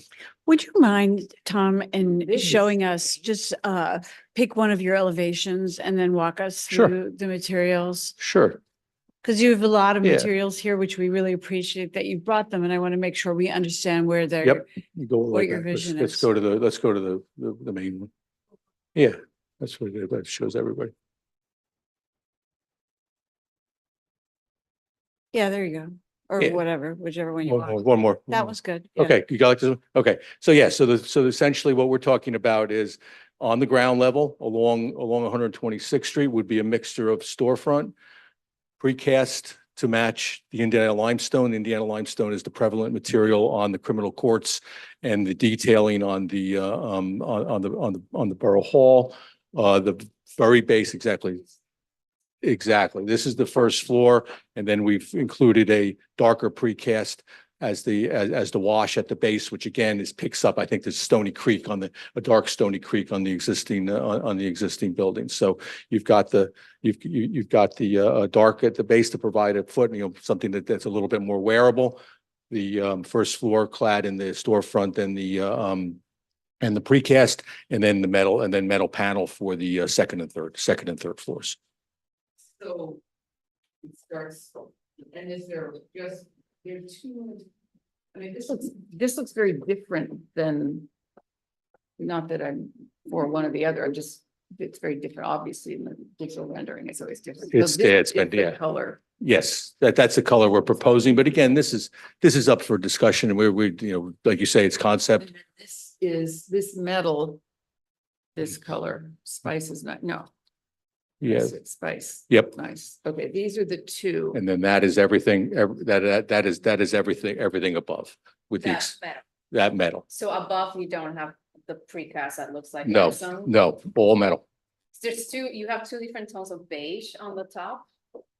It's one tone. I think what you're seeing is the shade and the shadow. We noticed that too. No, not intended to be different. In fact, Kathy, if you go back. I want to see the detail. Yeah, I mean, you can start to see it here, where on some of this, they look like two different colors, but really it's really it's the same. It's the louvers and the shade and the shadow are a fair amount of modeling. That's one of the reasons we really, I think, are preferring right now to go to one color up there, because you get a lot of life anyway. Like that's the precast to match the limestone. Yes, exactly. Yep, And that's. exactly. Exactly. And then you've got the aluminum louvers and the aluminum mesh. And this is a Well, out there. mesh. Where Where the is mesh? this? Where is What our is mesh? this mesh in here? That looks too light. That mesh? Yes. Yes, It looks very tan. it will be tan. This will get painted. Actually, we're looking at making it a darker gray, because we find that it amplifies the sun in the rec areas a little bit more. So this will end up being a lighter, cooler gray in the final. And I think that's actually what's rendered for most of this. again, you see a lot of reflection back and forth between between the materials.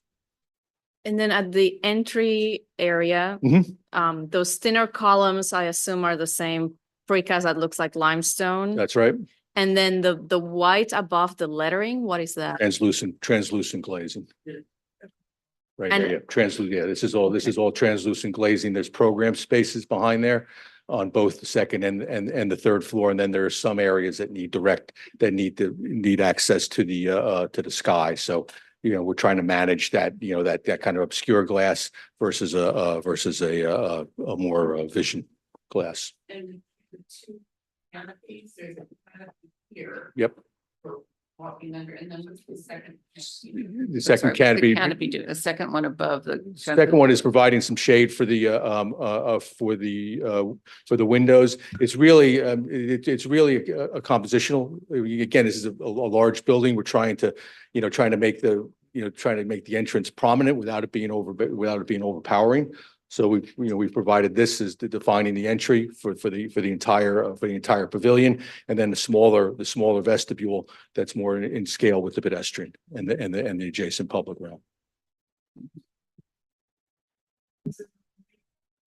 Building is set back, the building is set back from Queens Boulevard. So a lot of people in terms of, and then it's down the hill. So you have a lot of canopy, which is nice, but the second level also helps with intuitive wayfinding for pedestrians to help find that entrance. I mean, maybe it could also be doing something inside. Cause it seems, I don't know what the depth of it is, you know, maybe, I don't know how, because I'm not allowed to really be involved. You're right, though. When you cut a section through it, it seems like it's, I don't know what it's doing inside. It's meant to come in. We're working on this now, actually, but it's meant to come in. The overhang's meant to come in, right? Extend in. So you start to extend the outside into the lobby. But And then that's a what way to about bring. this one? What is this doing? I'm It's- not allowed to talk about that, but what might it do in there? It's really, I would say it's rhetorical. It's really establishing that scale of the entry. We left this off of the staff entry. And it actually works well without the lid. So we can certainly study this both ways, and we have gone back and forth about it. So the program there behind the windows, it's the medical That's right. area. Yeah. So the shade it would be providing would be to the medical. Exactly. I mean, we're going to look at cutting this up. It's rhetorical. It is about, you know, It's the outside. it's about the outside. Absolutely. I mean, but I mean, I think this, you know, I think, you know, we think this scale and this transition here to the vestibule, we think works, and then to the public lobby works pretty good. I mean, I think the idea for the interiors, I know this isn't your purview, but again, is continuing that, you know, less monumental, less institutional a feel for it. And I think that the interiors are starting to work pretty well that way. I mean, I think the asymmetry is helping for me, from the composition, it's just that lower piece that I'm wondering what you're calling the base. That with this dark color, the dark metal. I mean, I know you're going to continue to develop these. This is so early. Absolutely. But it's a very sharp and it's kind of dated. Homo kind of dated, but I don't know. It's always hard in these renderings because the colors really coming off of this. So it'll be great to see how that gets developed. And it just looks a lot darker here as a sample. It just seems like strong contrast, maybe too strong, too dark at the base. I don't know, but then you've got this being dark, but they're not really near each other, right? No, They're this- separated by this Exactly. light right. piece. Yeah, so, they're about 13 feet.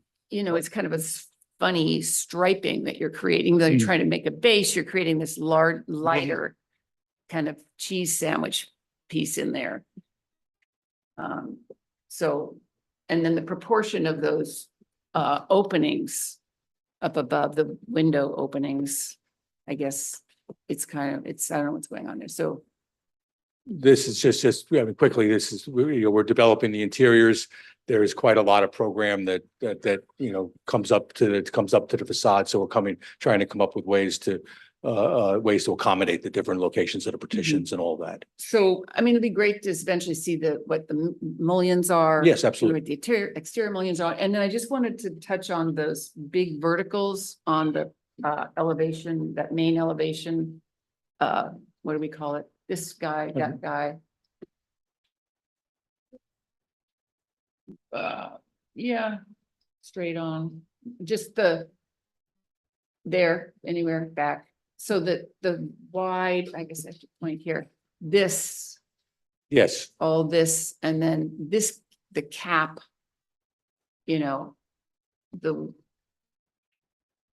so it's very vertical, right? So it's kind of horizontal, and then you switch your windows to vertical, right? right. Yes, and again, intentionally, just to review, this is one floor, but it's a double floor, so there's a mezzanine. Mhm. So, and the way that the windows work is they're grouped back to back, so the cells mirror them. So you've got, this is actually four different cells really. So that's really how that managed. And it seemed to be the most straightforward way of doing this rather than, making something that was a little bit more glass. We did try some more horizontal. I mean, I'm not Troops. trying to. I understand you. I'm just It wondering is if it gets interesting. developed, how you develop those joints and place those kind of minor conditions that happen within the overall composition. And then I also wanted to ask about the glazed glass spine, which isn't really neutral. I mean, you're trying to make it disappear. It's not going to disappear. No. It's going to be a big building. So Yes. it'd be great to know more about that. Right now, also, yes. Because we get to talk about, that's in our purview. Um, So the curtain wall and Mhm. is it just the same everywhere? I No. mean, when that gets developed, we'll see that, right? Right, I mean, you're gonna get, this is enclosing different things. There's program space in here that's gonna want vision. There's areas that you're gonna want to be blocked, so there's gonna be there's gonna be So it's gonna read, there's might gonna read different. differently, yes, absolutely. And we'll look at that. I think that we've studied lightening it up at the top where it's enclosing the mechanical equipment. So if we can get, we want to screen it. I think that's one of the requests is to screen the mechanical equipment as completely as possible. But, given the angles and the material, we think that we can get, make this a little bit lighter as it goes up. Mhm. So I think it's going to be a combination of frit, spandrel and vision as we're showing. Okay, I mean, it's interesting that you're in breaking down the symmetry on this facade, Mhm. you then go back to symmetry on the base almost. So the base ends up being very monolithic. I think we were looking, yeah, except for I the mean, entry. yeah, I understand. I think that we were looking for the base to be, again, we didn't want to just put something in there that was gratuitous. And right now, it's easy enough to, it's straightforward enough to arrange the interiors with this pattern. So it seemed to make a fair amount of sense to us to do that. But, rather than, kind of these asymmetries are specific to the program. Down there, they wouldn't be if they present themselves, which they did, I think, in some of the previous with the way that the glass comes down. We'll certainly look at This that. isn't the main elevation. This is the fan width. Where's the main guy? The main guy, that guy. This guy, there you go. Yeah. Okay. So this is where everybody's really walking. For the most Yeah, we part. think so. We think this, yeah, this is the, the path to the subways and then up to Queensborough Hall probably comes mostly through there. Okay. I had a question about the argument, sorry. Okay. The white that's above the entrance and then on the left here, that's translucent. Is that, I mean, I think especially over the entrance, that's a very civic moment. And if it's just this kind of blank white, it feels like something is missing. So I wonder if there's an opportunity for like a pattern or an image or artwork of some sort to kind of articulate it in some way rather than, just serving its function of like blocking what's inside. So that's one comment. And then I think we talked about this the last time, you know, and you were referring to this as a kind of civic center or a precinct. And I know it's not in your purview, but, you know, I mean, I think obviously you see the entrance and that's intuitive, but I don't think this site is actually intuitive for most people, especially if you're coming for, you know, court date or to visit someone. You know, those types of users or visitors might be in an emotional state that, you know, they Sure. might not be the most, whatever, intuitive state. So I do feel like a kind of campus wayfinding system would be really helpful. And it could be just a light touch, but even just to, you know, identify each building, point towards like the main, you know, streets. Yeah, I think that'd be, and I know that's like a larger project for the clients, so I think something to consider. Then I think there was an image of the aerial view, the collage. It was just before the interior spaces. I don't know the page number, but and I thought this was pretty good in terms of like breaking up the massing, like in an optical way, like if you just look at the overall image, you know, rather than like a massive I think that was a previous version. I do think it, not speaking to the detailing or the design necessarily, but the approach, I think, breaks up this building in a good way, so. Yeah, I mean, just for reference, I mean, you're at about 60 feet in between in between the rec areas, 115 face of the pavilions. So it's, you know, these are reasonable size. They break down to real, you know, buildings that are similar, not only to this area, but to, you know, but to New York in general. So it's, we thought it ended up being pretty effective. So this corner is where the buses are. Is that right? You would walk from there between the bus or subway. Or do you want? Okay. Oh, most of the buses are here. Okay, okay. Here is the subway. So you do have a lot of people coming. So the circulation could be both directions then to approach. Or would you come around, if you're coming by bus, you'd have to come around the corner and then go to the. Most likely, if you're coming by bus, what you'll do is there is a sort of an informal path that leads across the backside of the Queensborough Hall. And then that will lead you to either the staff entrance or continue on to the main. So I think, you know, obviously it's just, it is outside of the property line or your project line, but I think some kind of nudge or wayfinding that's unified across the campus would be really useful here.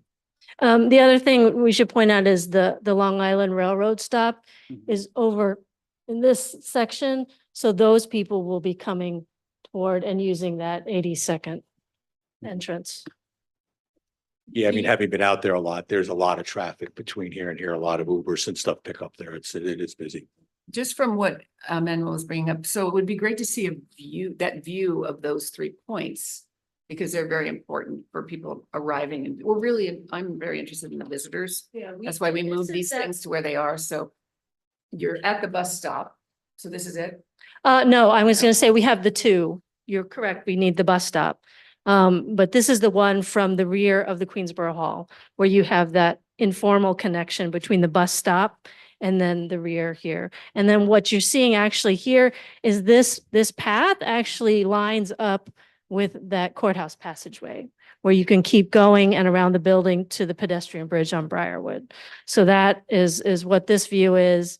And then this view here that we showed, that is from the intersection of 82nd and Queens Boulevard. So the first time I come there, if I come by bus and I get off my bus, what do I see? Same with the subway and same with Long Island Expressway, those views. Understood. So this is Long Island. This is Long Island Railroad. I would see it. Yep, that's absolutely This is what I true. would see. Great. Thank you. Is it your, whoops, sorry. There we go. Is it your intention, I just want to make sure I'm reading this correctly, that the entrance that's the front entrance that's opposite the Van Wyck and the other entrance that's opposite the rest of the campus, those are the same? Is that right? Those two entrances? Are you talking about the literal front door? Yes.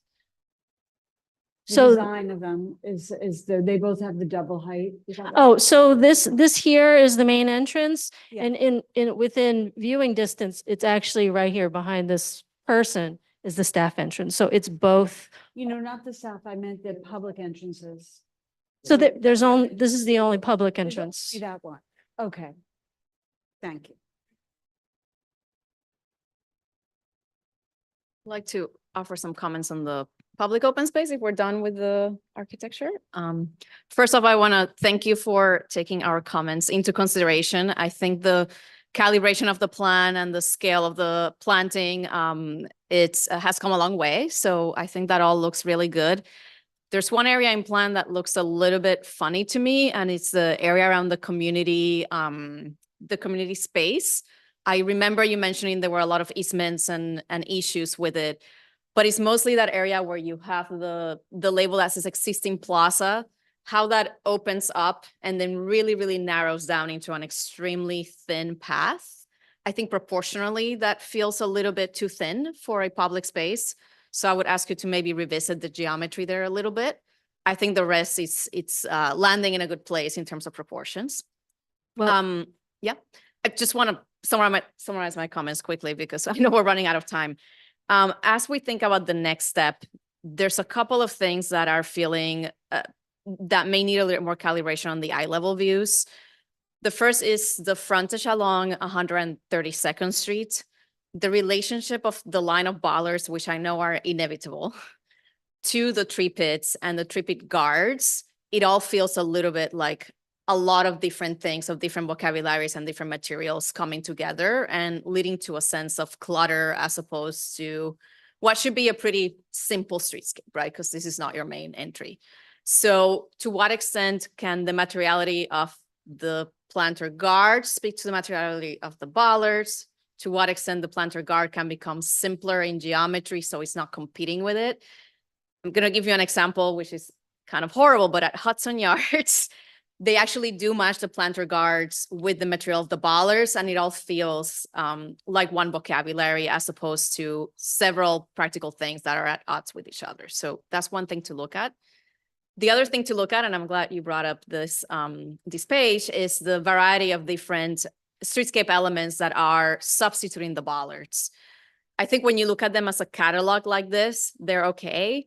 But when you look at the eye level views, specifically the one highlighting the main entry to the project, they all come together in a way that the whole open space feels cluttered because they all feel like little tiny treatments through a space that's not very large. So I would encourage you to maybe clean up a little bit. Where do they happen? So sitting actually happens where we do think people will sit. And maybe everything else is just simple on a bollard because the combination of walls versus sitting versus bollards are starting to make the space feel a little bit cluttered for its scale. Thank you. That's it. Thank you. One point I want to clarify is on the site plan, right here, this narrow passageway is not part of our site. So this, what you're referring to, this very narrow passageway is, and the triangle at the top is outside of our boundary. But you are creating a path there between, I guess, what is the planting bed of the adjacent site and your site? This is That our gap. main path. That's our main path. What is the white gap between the two planting That beds? allows for entrance into the bike No, parking. I mean the linear one, where the cursor is going up and down. Oh, yeah. What is that? That is a existing passageway. Existing passageway. It's an existing sidewalk. How wide is that? It's like 30 inches. It's just, if that's outside of your side boundary, I wonder if maybe you reduce the size of your planting bed to enlarge that. It just feels the scale of it. Yeah, it feels like a back of house in what will become a primary area of circulation. Yeah. We've studied both ways because if we narrow our planters, it becomes two passageways, this one and ours. Or you close right? this out. I don't know if Yeah, this sits exactly. outside of the side boundary, but We'll it look is into that. It's an odd remnant. It is very, we agree. But So you won't have a fence, will the fence? There's no fence. that wrong. would There's planting actually bed on be both sides, the and then you have a planter, planter, right? This is existing and this is the beginning of our planter.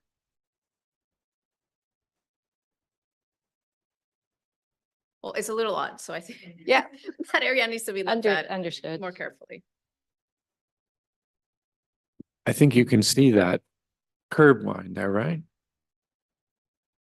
No. So this this is looking down towards 132nd, and this is looking up at the Borough Hall Park. So the parking garage and our site, this is the boundary line. So we're looking at this passageway and this triangle here. The main issue is that the adjacent site has a planter.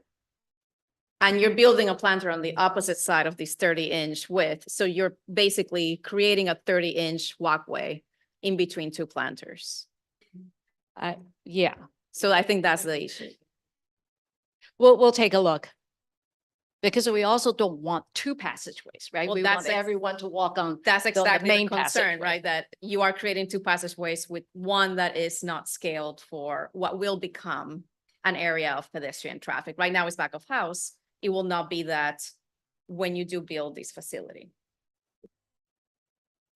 I mean, I understand that that's outside your project line, but you might consider whether your walkway and the other one become one walkway, and then regardless, it doesn't really matter. Yeah, and understand. Yeah. Understand your point.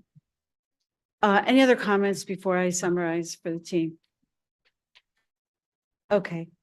One thing, because I don't, to me, I would like to look at this in the daylight, this room's so dark, but it's very yellow. I'm just, when on small scale, something, and then when it gets bigger, it's like very yellow. So it's just, I'm concerned about that tone next to these other buildings and just bringing those other buildings. I feel like I don't understand. I do understand, I don't see the materiality of the context. The brick and then the building, the Yeah. parking garage, it's, Yeah. a handsome parking garage, we struggled. And then you've got, so just going forward. To Yeah. understand those all together. I know we're right at the beginning of that. And then obviously that we're gonna want to really understand. Right. It's. I mean, you've hit the nail on the head. These are all the things like the refinement and the study of that range. The range of this color from lighter to darker and the range of this color from lighter to darker. And the same here as we overlay here in terms of the overall appearance versus the enhancing the view out from that space. That's all of the things that we're kind of into right now with the group. Okay. So in summary, I want to say, I think we all agree that we really appreciate what you're doing in terms of breaking up the massing and bringing the light into the center. That's important and hard to do. And we think that has become with refinement successful. So we'd like you to look at when you come back for preliminary, we'd like to understand better how the spine is detailed and, for example, spandrel versus vision glazing. And also more broadly, the material of the facade in general and the color palette. Maybe consider perhaps updating the color palette or thinking carefully about how to connect it to the surrounding brick structures. We want you to look at the main lobby entrance, we talked about the double canopies. So just to consider that. And also we'd like to see in the landscape, so shifting to the landscape, and I'll come back to the wayfinding. If you could include circulation in some plans so we can understand where people who are visiting family will be coming from, that would be helpful. On the landscape plan, we understand that on that community passageway, it's not all in your control, but if you could find a way to avoid the thing that you already recognize of the sort of one narrow path next to another, that would be helpful. Ultimately, that I think would be confusing in terms of what's public and not. We talked about the 132nd Street, the relationship of the bollards and the trees. And finally, in the open space near the main entry, that we asked you to look at perhaps losing or reducing the number of elements to give it a more of a kind of simplicity in the furnishings and design. Yep. And then finally, I'll end with Manuel's comment. And this is really a comment to DOC.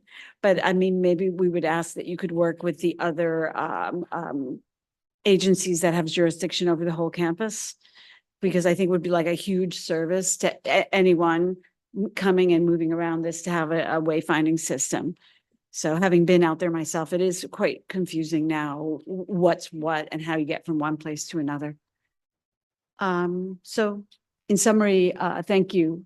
We know you've been very open to working with us and to taking our comments. You've been responsive. We really appreciate that. We find the volumes and the breaking up of the volumes very successful. And we look forward to seeing the next iteration in preliminary. Thank you. Thank you. Thank you. Okay. So,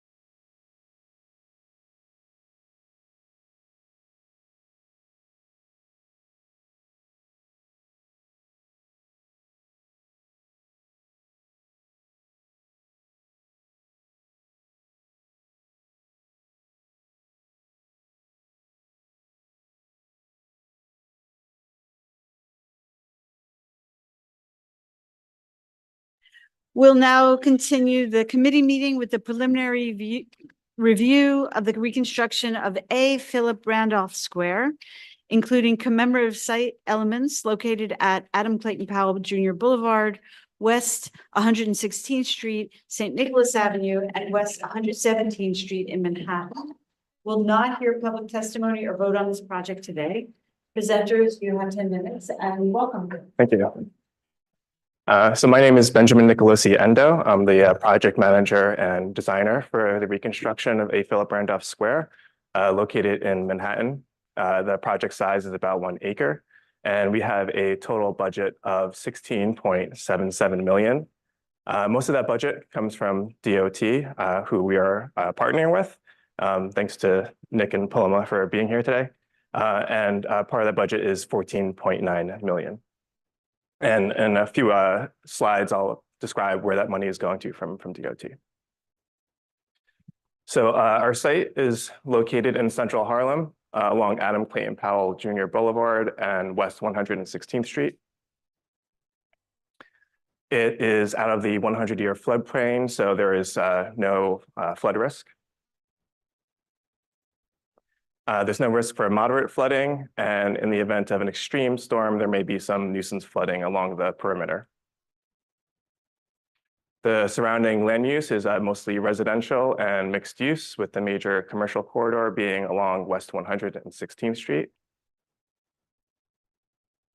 And just a little background about the site. In 1964, it was named for A. Philip Randolph, who was a very important civil rights leader and community organizer.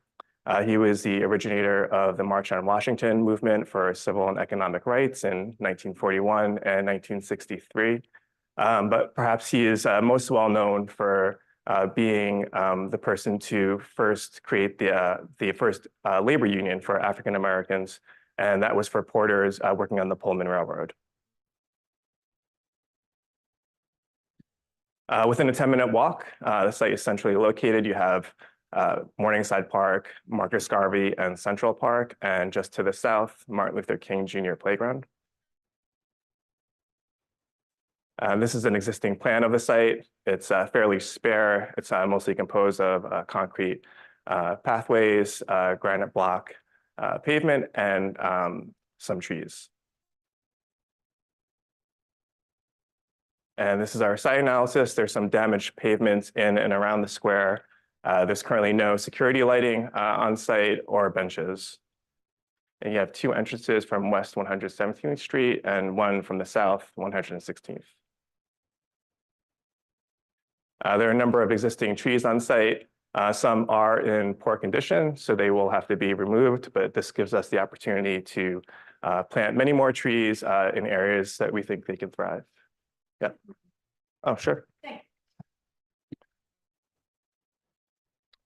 With our DOT funding, you can see on the left, that's the existing footprint of the square. So right now it's about 6,000 square feet. And on the right side, you can see that we're expanding the sidewalks to allow for safer pedestrian crossings. And with that, the area of the square itself will expand to about 9,000 square feet.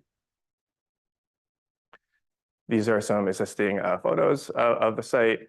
You have the south and northeast entrance, and there's a large open area in the center.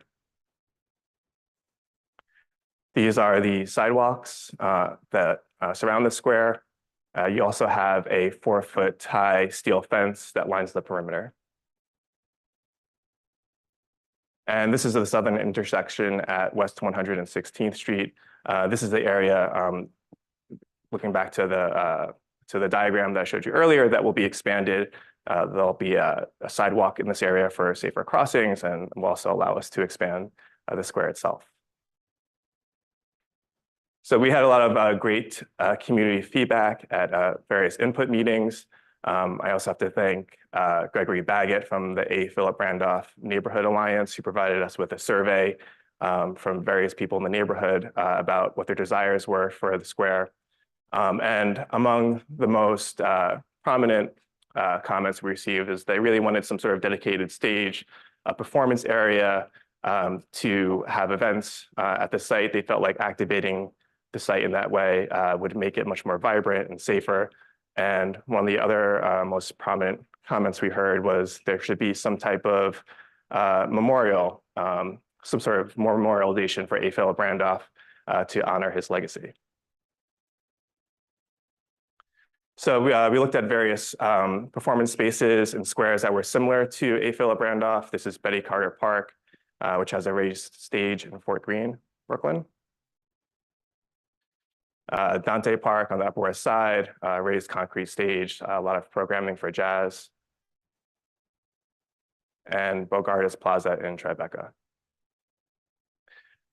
We also looked at paving patterns throughout various squares, looking at ways that we could draw pedestrians in from the sidewalk into the square. This is Cooper Square Plaza in the East Village. This is Callahan Kelly in Brooklyn. And just a few blocks south of A. Philip Randolph Square, you have this plaza at the end of St. Nicholas Ave that has a very vibrant paving pattern. This was the schematic design that was based on the community feedback, our analysis, and study of precedents. This was submitted to you back in May. And this is a modified version of this plan that incorporates PDC's feedback. As you can see, we're really transforming the site. We're creating a lot more open and flexible space to allow freedom of circulation. We have this paving pattern that draws you in from Adam Clayton Powell Jr. Boulevard and West 116th Street, which are the busiest pedestrian corridor around the square. And that leads you up to the north, where you have a very nice enclosed gathering space and performance stage. We're also including security lighting throughout the site to make it much safer, and plenty of plants and trees to make it a cooler and more welcoming site. This slide shows our design constraints. There are various utility lines that surround the square. And in addition to those constraints, we have a lot of existing trees that need to be protected. So this shows all the structural root zones that we really need to take into consideration. As you can see, the north kind of east side of the square was the ideal place for the stage. And this is a plan showing dimensions of A. Philip Randolph Square, just to give you a sense of the scale. Although it's a small site, I think we were able to provide a generous amount of space for circulation and gathering. And this diagram shows how the stage is oriented, where performers may be, and all the various places throughout the square that have view sheds to the stage area. The dots dispersed throughout kind of represent the crowd capacity, a standing capacity around the stage, which would be about 175 people. And also, if you look towards the back edge where those benches are, if a spectator wanted some distance from crowds, they could still sit there and look out across the low planting and enjoy a performance. And just to go into a little bit more detail about the schematic design, this shows a lot of the amenities. So we have a new drinking fountain and bottle filler, plenty of new benches throughout the site. Security lighting, as I mentioned before, cafe tables, also an interpretive sign, and a wall with a memorial feature. And for this section, I think I'll just turn it over to Jenny Lancis from Arts and Antiquities. Hi, just want to introduce myself. I'm Jennifer Lancis, Deputy Director of Art and Antiquities at the Parks Department. Thanks so much for hearing us today. Our office works a lot with memorialization and commemoration, so I just wanted to impart a couple of thoughts. We've been hearing for quite some time from the community an interest in permanently acknowledging the park's namesake, A. Philip Randolph, as well as his accomplishments. This design thoughtfully kind of interweaves memorialization elements within the park's landscape itself. And kind of permanently acknowledges Randolph and his accomplishments as, this pioneering union leader, civil rights activist, without also permanently encumbering anyone's space. This is a very small, kind of tight spot, and that's something that we have a challenge with a number of our artworks. And so using the kind of language of landscape architecture, Parks is able to better work towards meeting that the city's mandate to kind of start adding to and investing in the histories of underserved populations in its public spaces. And in doing so, it is also not kind of permanently burdening the city with very unique and specialized maintenance, care, and funding needed to care for kind of very specialized works. And so I think that this is a very thoughtful way to provide a narrative of Randolph's kind of legacy in a permanent way for the community. And so I'm going to actually turn it back over to Ben to kind of go over each of these elements with you today. Thank you, Jennifer. Yeah, so with that being said, we really want to integrate the commemorative aspects into the landscape of the square.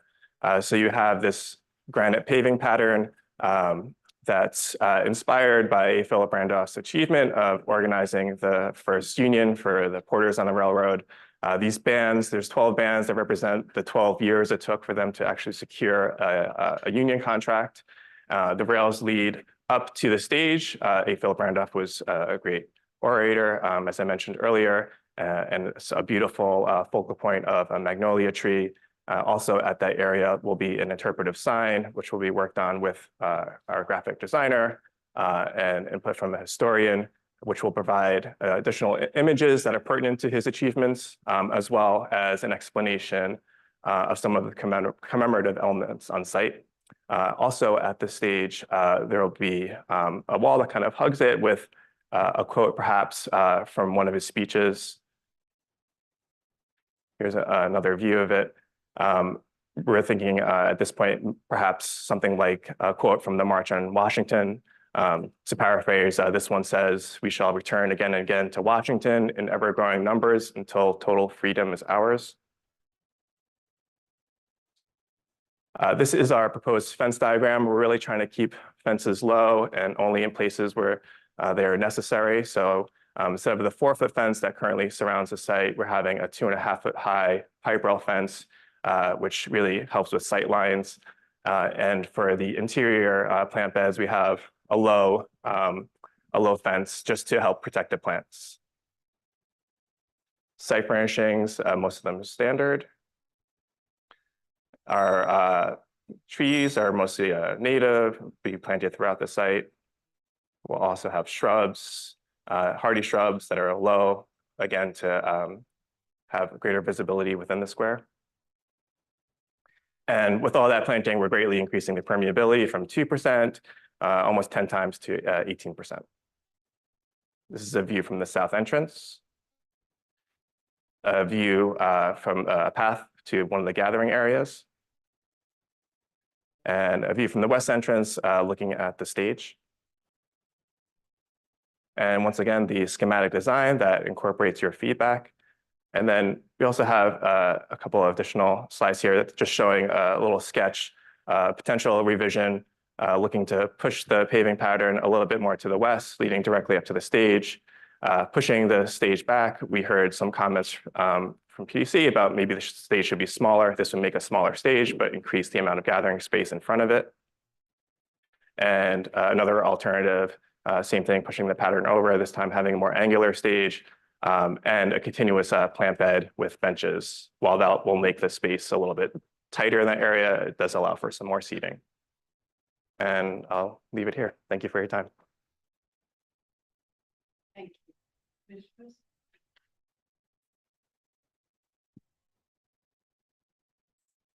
Speak to us a little bit about the engagement you've had with the community in terms of who will be activating the space, what kind of events do they see happening there, and that process generally. Sure. So right now there's the A. Phillips Randolph Square Alliance that helps with like cleanup and organization at the square. In the past, there have been events for Halloween and right now around the winter holidays, there's usually some sort of tree or something that's in the square. We're also told at our community input meetings by neighbors that during the beginning of the pandemic, it was frequently used as an exercise space, which we really feel like the gathering area and the stage could help facilitate. So everything you're describing does not seem to be like an audience type performance space. Well, in addition to, we also, those are just the ones that have happened just because we don't have a stage there currently. So if we put a stage there, what we heard from the community is that they'd really like a space to have performances on the site. There's a great jazz history around the area, Dewey Square. And there are actually musicians at the community input meeting who said this would be a great place for public performance. So has the community committed that once this is built, they will be activating that stage and will be having performances? Or is this more of an ad hoc, someone from the community decides to play one day and people find them? I mean, that's the hope, that we build a stage, and then there is community organizing, since there has been an expressed desire for that would help with the programming along with the borough. What I'm trying to understand is the balance between what may be a more informal activation of the space, and stages, as you mentioned, can lend themselves to many things, to holiday trees, to a kid's gathering, to an informal musician, versus an actual programmed performance. And the reason I'm asking this, if you don't mind going back to one of the plans, is that the space right now is a little bit at odds between not having a sizable enough area around the stage to accommodate a group of people sitting down and enjoying a performance, like many of the presenters you showed. I'd have to push back on that a little bit, because the precedence that I showed for Fort Greene in Brooklyn has the same amount of space within front of the stage, with only a couple of benches right up at the stage.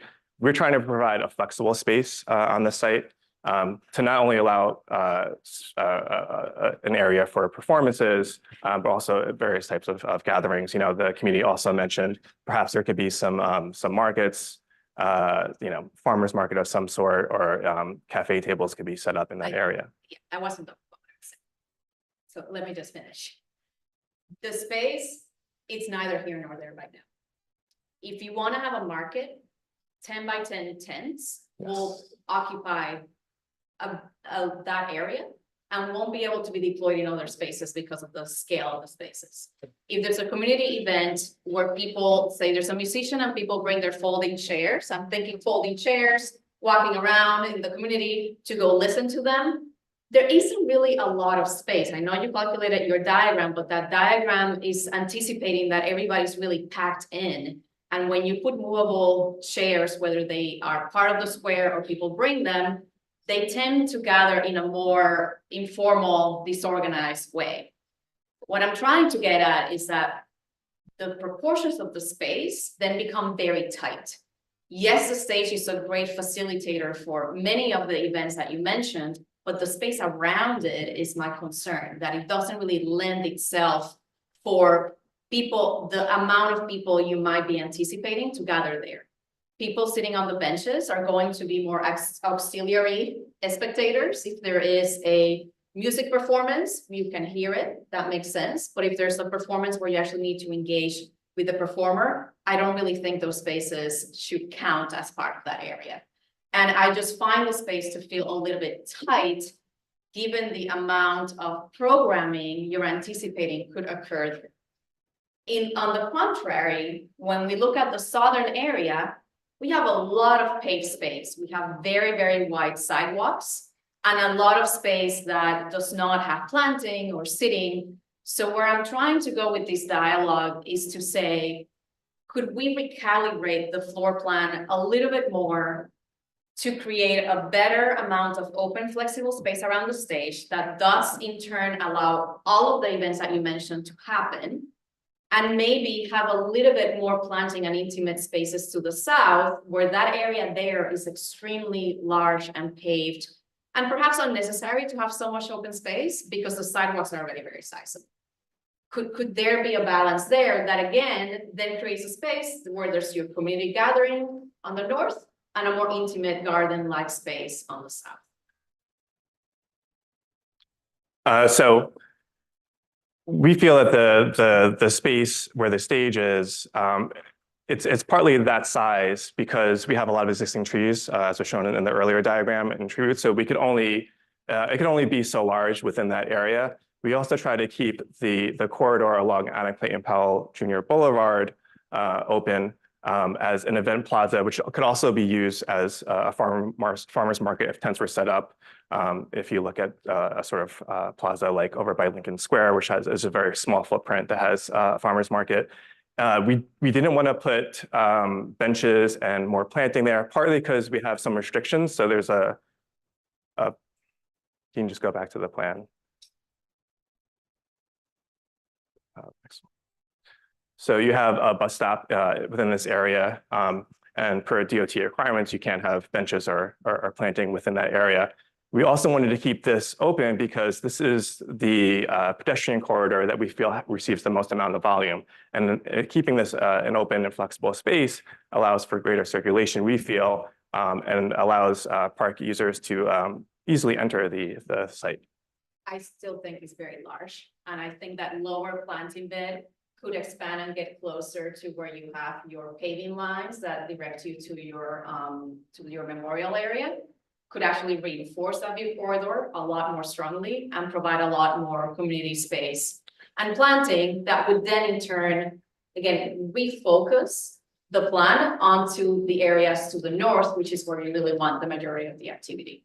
I also feel that if you are constrained on the north by the presence of existing trees that you're trying to preserve, which is great, maybe the size of the stage needs to be rethought of, because right now there's more stage than there is gathering space around the stage, which to me points to an unbalance of the two types of programs. I think your exploration of the curvilinear stage, it's a lot more successful because it pulls it back. It creates a better circulation flow around it. And you see how it starts again, creating more of an area around it that's more theater in the round like, which I think will be a lot more successful for performances. Yeah, I think that's excellent points. If I second that, and it's kind of a figure ground problem where the leftover, just a second circulation. I mean, I really agree with that. I think it seems to duplicate and it seemed like it'd be really helpful to, you've probably done this, but to put the actual tents in this, make a drawing with the stuff that might come, because we see it in other places, but then just draw it in there, because it's great to see how it activates the space and how you envision it to be placed and how people would move around it for the market. And then also, is it on that? Yeah. And then also, when you have the theater and the seating, to actually show real seats, because the grid orientation was strange. It was like going in the wrong direction, those red dots, if I understand what you're showing there. They're looking, I don't know what they're doing. So, how the people, these are just bodies in space right now. It's like a body count, right? Right, yeah, Hundreds just to of represent standing space, yeah. Right, but actually, if people, would you ever set up chairs, what would they be like? And how would you imagine people actually being in the space as bodies, where would they be? And then the exercise space that I saw as one of the desires, you're saying is on the stage, is that right? No, well, I was saying is that during the pandemic, it was used as an exercise, They yeah, and then I required get pictures. desires, right? People wanted a space for, I saw that on your list of desires, For right? for exercise space? It was there, yeah, in that it says, Down the second from the bottom. yeah, exercise space, right? That one, and then you mentioned it. Oh, you mean one of these, all right. But I mean, so people are, if there's some kind of organized or whatever activity, where would that be? And is it it's on the concrete of the stage is concrete, right? Yes, at this point, yeah, we explored RPL, but Is there any hope or chance that the hard surface of the walking space could be DG, or that, is that ever done? They have it. that's something that we don't, yeah, Was granted, is that's something we don't do at parks. We've had a lot of maintenance issues with it, yeah. Because it's just more asphalt, more asphalt. I'm just trying to see if there could be some it's so much more cooling for people, that's all. Yeah, I mean, we are, yeah. Okay.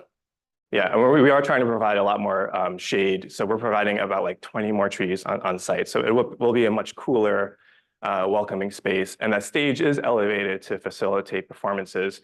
As you saw in the sketch at the end, we could make a smaller stage. We could push it back, make it a curvilinear edge to create more gathering space in front of that area. And then the, maybe you're gonna talk about the sign and art. If I can, I just want to, Not that that's your only area of expertise. But also space there. I mean, I just thought this sign for the Randolph gentleman is a little trite looking. It looks very hard. I don't know, it just looks like something you see from I don't know.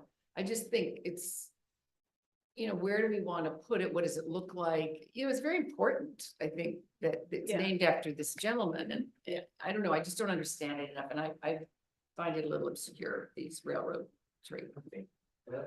I mean, Kenzeth, are you going to speak to? You wanted to make a point? oh, I would just want to show the plan that has the dimensions, just to give you a better sense of the scale. And if we put 10-foot tents here, that is something that we studied and looked at in this area. And just to speak real within this open plaza area here, which we felt was probably the best place for it because of its, no, I'm saying we studied where, yeah, and these are showing the dimensions.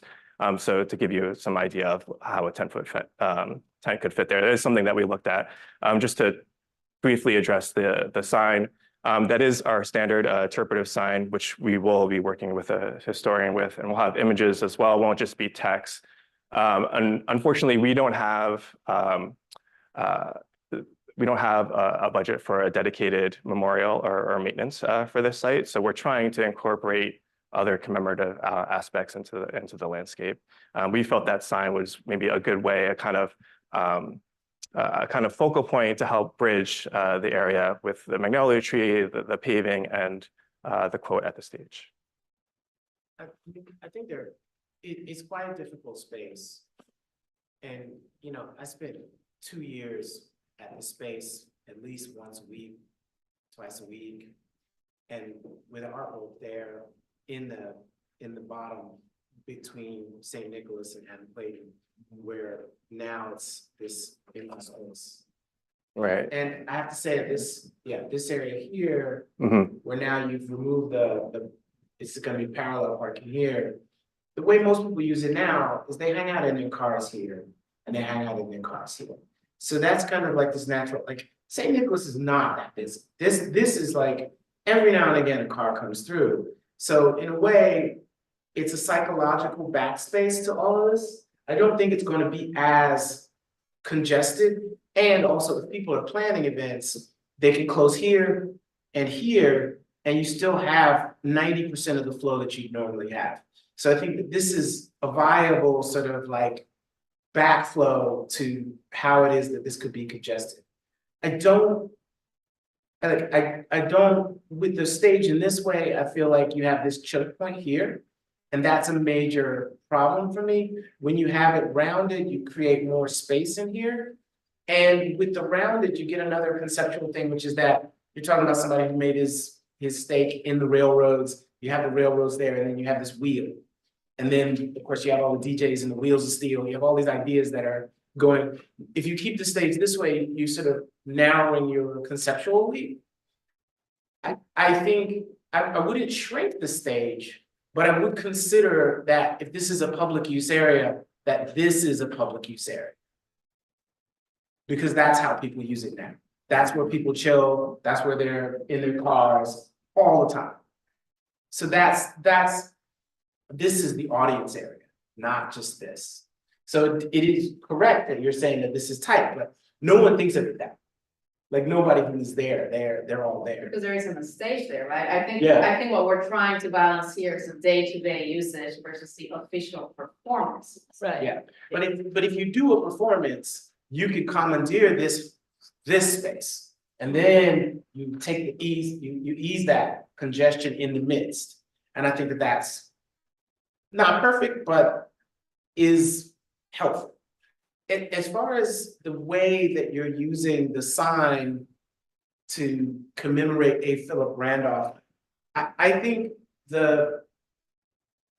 it is awkward, and I would say it's one thing for people to want to engage the stage and then get a performance, but since it's at the back of the stage, you have to get up. I don't know how far away it will be read. So I don't know that it wouldn't be better to have some commemoration of A. Philip Randolph that was an object that could either go in the planting or be out in the public along the public way along here or along here, so you can be more intimate with it. Like you created a stumble. Like if you start looking at that and you start going toward it, you'll break your ankles on the stage. So it's sort of like if you're drawing people in, you want to make them so they can go. Like I'm fine with this being this commemoration of his years of work to get the rail, and then you end at that sign, but then you consume that sign. I think the quote is a bit awkward. And so that's something to think about. But also I think it might be worthwhile to work with the artist and ask them to think of a way to use something that's not that backdrop to the stage. And also if you're doing performances, no one can see that quote because the performance is covering. So I don't know. I think that there isn't a perfect way to do this. And I think on the other side, on page 40, where you see, this overview, I mean, this is a bus corridor and this is super busy and people use this bus stop. And I think it's really difficult to try to put the mass of the planting here because then you're obscuring the bus. And I know it's not. You're not, there's almost 40 feet there. I know, but 40 feet of concrete. If you can't see the bus stop, and this is like elderly housing, and I don't know. So I will say also, just to piggyback off of that, we just heard back from DOT. They review what's called a schematic design plan. And that these trees will actually have to be removed. We just heard about this from Friday because we have to keep this area clear for the bus stop. People run for the bus, even if they know they can't catch it. It's just, you know what I mean? There's always that person who drops their grocery, you know. Moving those trees, you are creating that visual corridor that you're describing, Vincent. Yeah. My worry is even with removing those trees, there's more hardscape, more exposure that's completely unprogrammed and underutilized. And I think that actually puts even more reason to rethink the proportion of the planting beds within the triangle, right? Because these sidewalks are really wide compared to other city sidewalks. People use this. Yeah, Like when that's for perfectly 2 years fine. when I was there, everyone used this. Are you gonna say There this, was Larry? a vendor in the day, We don't have a budget. vendor in the night, and it was, and it was legal, but it was happening. So it's Yeah, like yeah. super active, this part. The part that was choked up and where people are trying to, and this is the part where it became very problematic. And there were people who, it was not a, you know, like I spoke to people and she lived in the neighborhood, she's like, I don't feel safe to be there at dusk.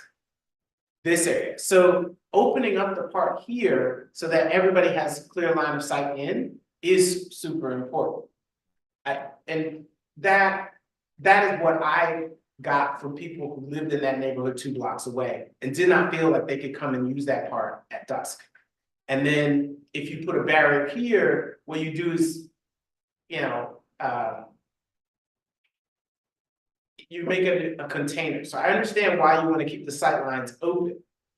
And then it becomes a more child-friendly, safe space. But I just want to clarify, I'm not proposing to put a barrier there, I'm just proposing to extend the planting bed. Right. To minimize the amount of hardscape and concrete.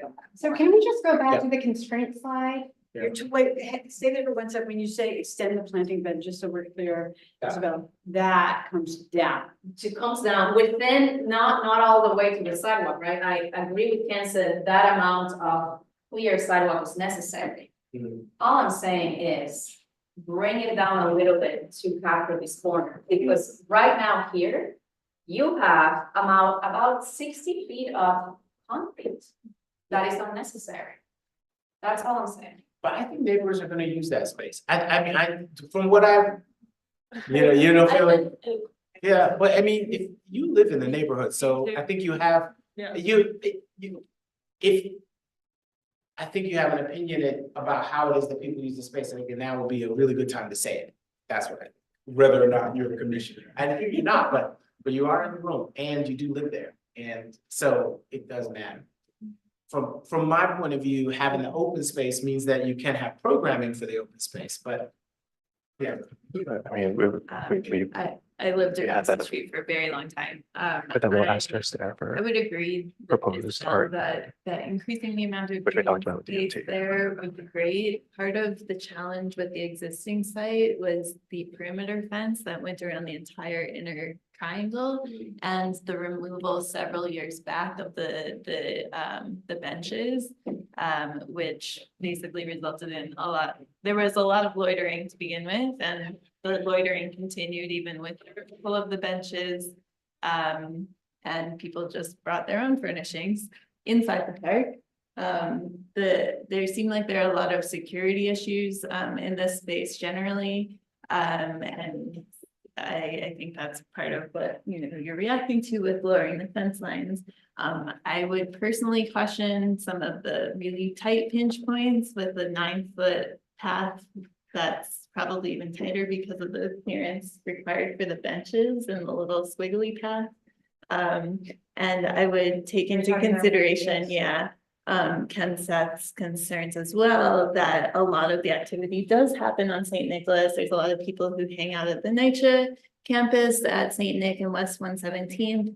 And they gather there and they hang out and they give each other haircuts on the side, on the triangle. It's like a really big gathering place. And I think that it might be friendlier to the adjacent buildings and neighborhoods, even if you considered reorienting some of the benches to face that direction. I will just say, so we do have a lot of existing trees along this corridor. And we try to keep this area open because what we heard from the community is that they really wanted a lot more seating and amenities. And keeping it open would help make the space safer. So the idea of also by enclosing the space a little bit more was this because this was on the more sort of quieter, what we saw as the more residential side, whereas this was the more active side. So we thought it made sense for this area to be open. We couldn't fit the stage anywhere else based on that previous constraints diagram. We have numerous utility corridors that run through here and through here as well. So ideally, just based on existing conditions, that was the only place we have. Sure. Just to address Isabel's concern about extending the plant bed. Ben, can you explain what you can do down there? Well, this area is, as I said, so we have the bus stop here, so it needs to be kept open for walkway, so we can have additional planting and benches here. We could possibly extend this down, but this is fairly narrow. It's not quite as large. So you can see right here, this is the width of the plaza. If it comes down here, it will become like a smaller, so this is about 10 feet right here. So that opens up a 17-foot wide sidewalk before you get to the paving pattern. Right, and that's, I mean, that's partially because of DOT requirements that these will need to be removed. So that nothing can be this. Yes, right. I mean, that's presently what's there right now. It becomes a very, very large of pavement. Just consider that. Right, yeah, and I think what we also thought as well is that, and we talked about this with DOT, that this terminus of this axis of the rail pattern leaves open a space possibly in the future for a temporary art installation, which they considered might be a good area for it. That's a great area for temporary art for sure. And if that's the reason why you want to keep that open space, I'll say that's a good reason to keep the open space because you want to use it. It's the most highly visible. But I don't know about whether or not a farmer's market is going to work there, or I don't know. But I do think that from that point, people can see that point from like a quarter mile, half a mile almost. Yeah. Quarter mile. So that's really great. That's connective tissue for the neighborhood. But I don't know. I would have to see it without the trees. And I think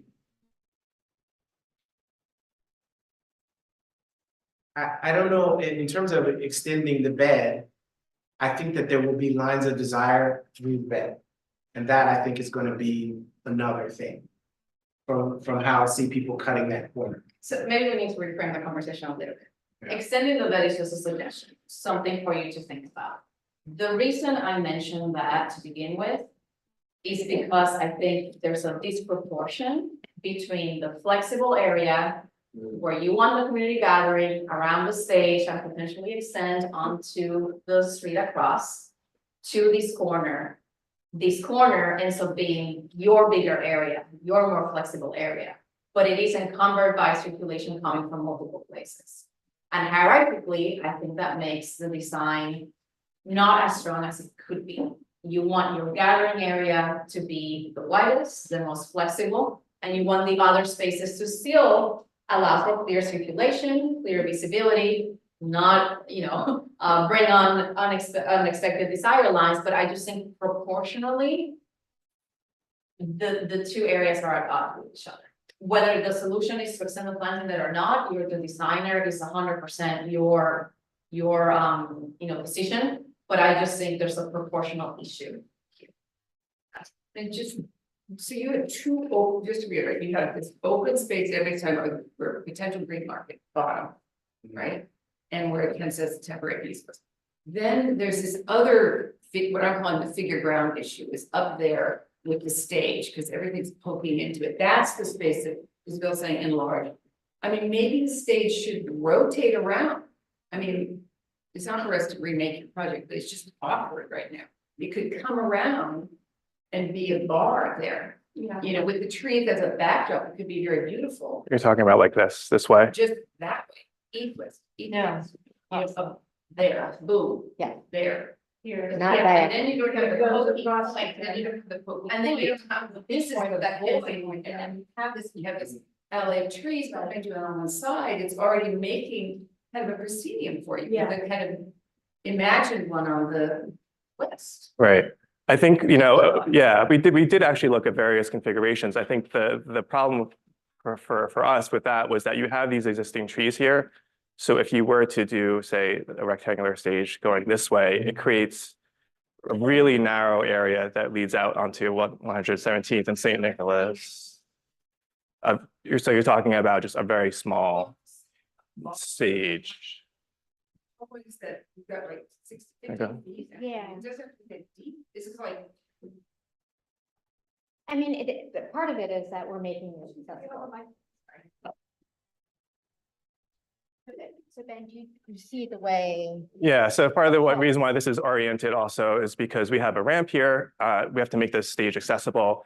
This is at a 5% slope to allow a user to come up here. The We problem did look at as is that tree, that northernmost tree, right? That is like right in the middle of circulation and We stop the thing there, you put the ramp on the other side. I mean, it's just gotta. You're also choosing to have the circulation be bifurcated by the tree. Doesn't need to be, right? That tree could be engulfed in some other planting bed and then circulation's taken along the sidewalk side. in. Again, the sidewalks are your friend here. Yeah. And it's like a proscenium on your west, those trees. You think about how can I get some tree stuff here? I got trees in the back, I got those trees like my proscenium. And then it's like, well, don't let it trail like the dog with the ramp. We can get the ramp in there. If you can get it on the right, you know. Yeah, right. And that is something we discussed with our design chief early in the design process. I will say we did present a ramp coming through this way, but the idea that this was such a kind of main open focal point, that would put a lot of attention on the ramp going to the stage. So it was the best place for the ramp would be on the backside. Not fully again. We will definitely look at, yes. To be very direct. Okay, so I think we hear our next step, right? Is there anything else? Yes, yes. I know we need to conclude. I just want to end with Philip Randolph and how we're telling his story. Can you talk about that a little bit? Because I'm a little confused genuinely about what is it that he was a union organizer, but he was also a political activist. And I'm not really understanding how these elements, I mean, there's a sign and signs tell a story, but in a way, optimally, we would tell less and show more in a way, or at least have your body as you move through the space. Like you set up this very strong access with the double rail, but then there's the crossbars, and I'm not really understanding the full story. How is that? What story is it telling, and how is it telling it? Well, with this rail pattern, we're looking at these darker bands as a sort of like ties for the rail, right? And they represent the 12 years, as I mentioned earlier, that it took for them. That other one that's going north-south? Right. Right. Really?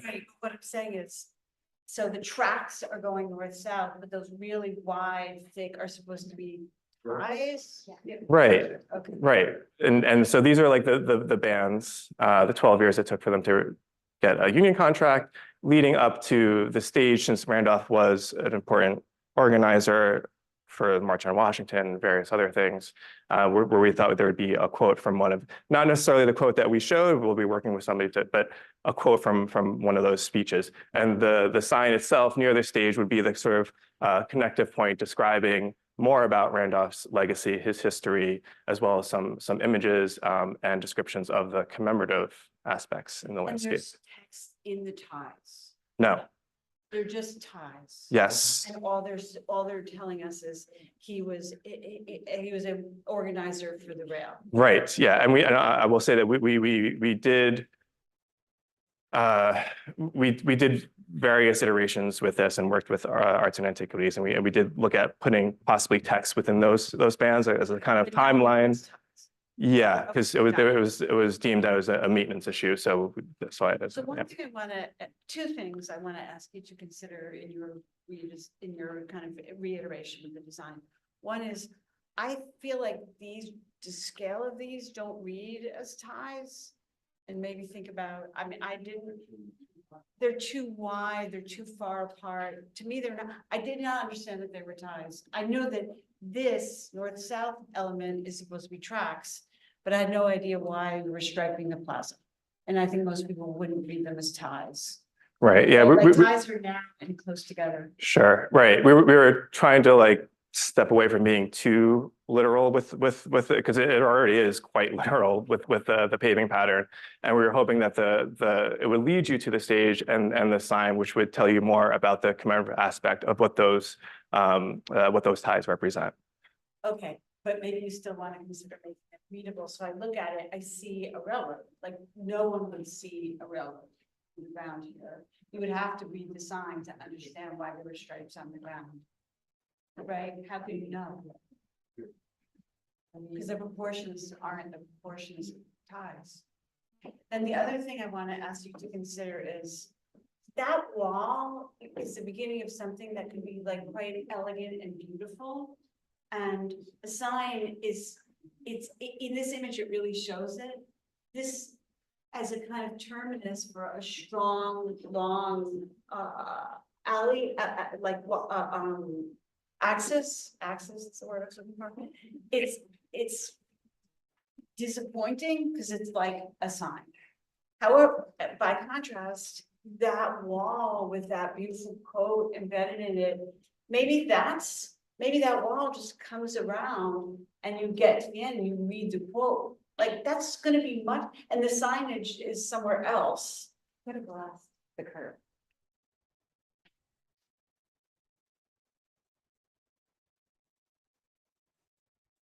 That I can imagine right now you have that little sign, right? And then there's a wall here that makes this like closed off from the rest of the space. One of your other renderings shows that. So what if the back of the stage, somehow this gets redesigned? So that quote, you walk up here and you read the quote. That's so much more moving and powerful than if you walk up and you look at a little sign. Like the access is telling you something important is here, but it's not something important. The story is important, but the sign is not an important object. And if you don't have the budget for an art object or memorial artwork, but you do have the budget for the wall, and he was so eloquent, maybe that quote is what you're walking to, and then you read it. You're the designer again, so that's just an idea, but I think setting people up with the rail ties that don't look like rail ties to tell the story, and then ending with a sign that's blocked off on one side by a wall, it's not a grand enough gesture for this person and his accomplishments. I mean, for me, the striping is fine as an identity, I think. It doesn't have to be so, I think what literalizes it is this, you have to kind of like, take this predetermined path. Right. And arrive at like some kind of, monument to this person. So, I mean, for me, I think I would focus on like, what is, the interpretive sign that's just a standard park sign. That's almost more like a label. Yeah. Right. The monument really is the stage and the quote. Exactly. So I would think of like, what's that as a thing? And then I would apply the graphic application afterwards. Agreed. Because I don't think, I think the identity of the park, like these stripes really needed. I don't think it has to be so literal, and you shouldn't ask for it to say anything. All right, fair enough. I think see what was said, the interpretive sign, it's very literal. It tells you who this person was, where they were born. I'd really love to see the logo of the union on that. Label or on that, but it's like an art label. But the actual thing is the stage. Potentially in combination with the quote or some other way to monumentalize the person. And then the stripes, I feel like if that can enhance that, that not the black stripes, which I think I'm fine with, but the white stripes that form this kind of like railroad. That's almost like two literal. I mean, I think what you're saying makes sense because it could be an abstraction if it wasn't ending, like somehow the signage is just, I think. The like- park sign, parks and. Yeah, it's just, I think it should be there, but it's not the thing. But it's not the focus. thing that, It's yeah. the label. I think your point about that it's really the stage and the wall is what you're getting to, and that's what's telling the story is the right approach. Which is. Right, and this Yeah. is, But I think that all of this culminates with materials, because when the wall reads as this sort of granite, the stage reads as, I'm not quite sure what that material is, but it reads as another thing. And then the rail tracks could be metal, which would help people get to railroad. I think in the perspective view here where, you know, the creosote soaked rail ties, we're not gonna go as literal as that, but it begins to give you the thinner perspective view of the ties that hold the rails. But then thinking about how the different materials all combine to get you an ending and get you into to this idea of through the rail, he put people on stage. He put people in position to speak, in position to, and that's where, I think that's where people like to use the language of abstraction to get people to the idea that. So maybe the push when he's so center of the stage. Yeah. No, Over. but that's what I'm saying, but that's what I'm saying, the stage is it's like, it's a stumble, it's like the stage is a kind of stumble to the quote. So when if you want to just see this quote, you focus on that, you hit the stage as opposed to. Yeah.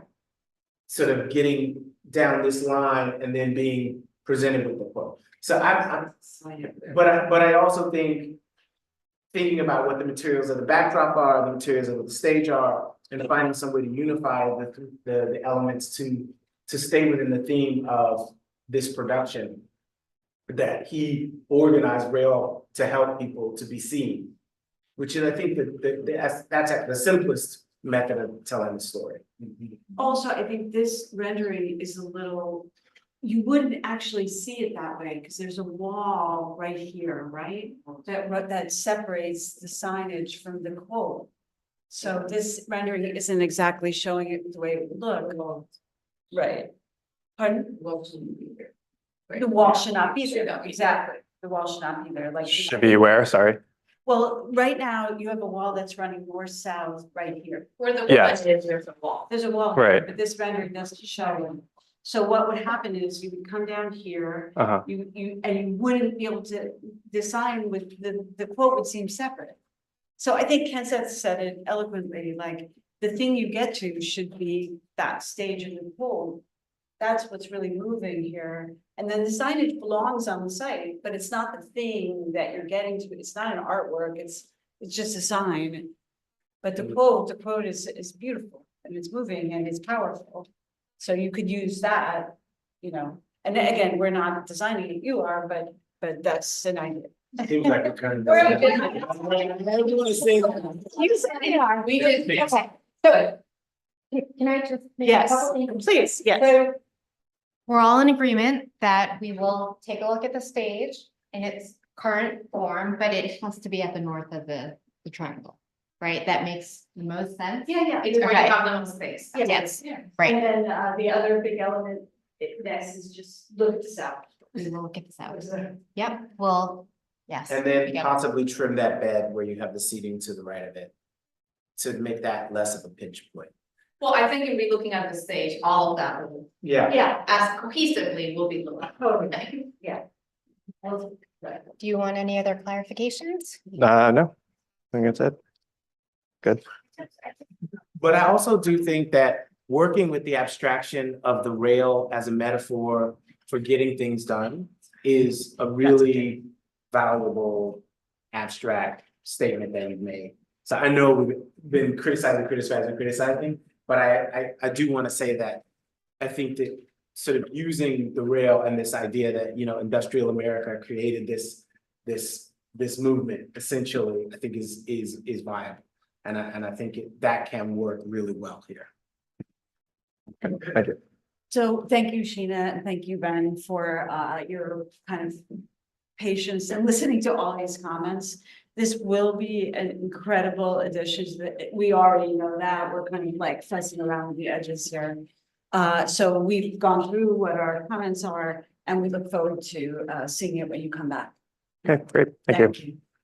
Thank you. And this concludes our meeting. Thank you. This concludes our meeting, and the public meeting is now adjourned.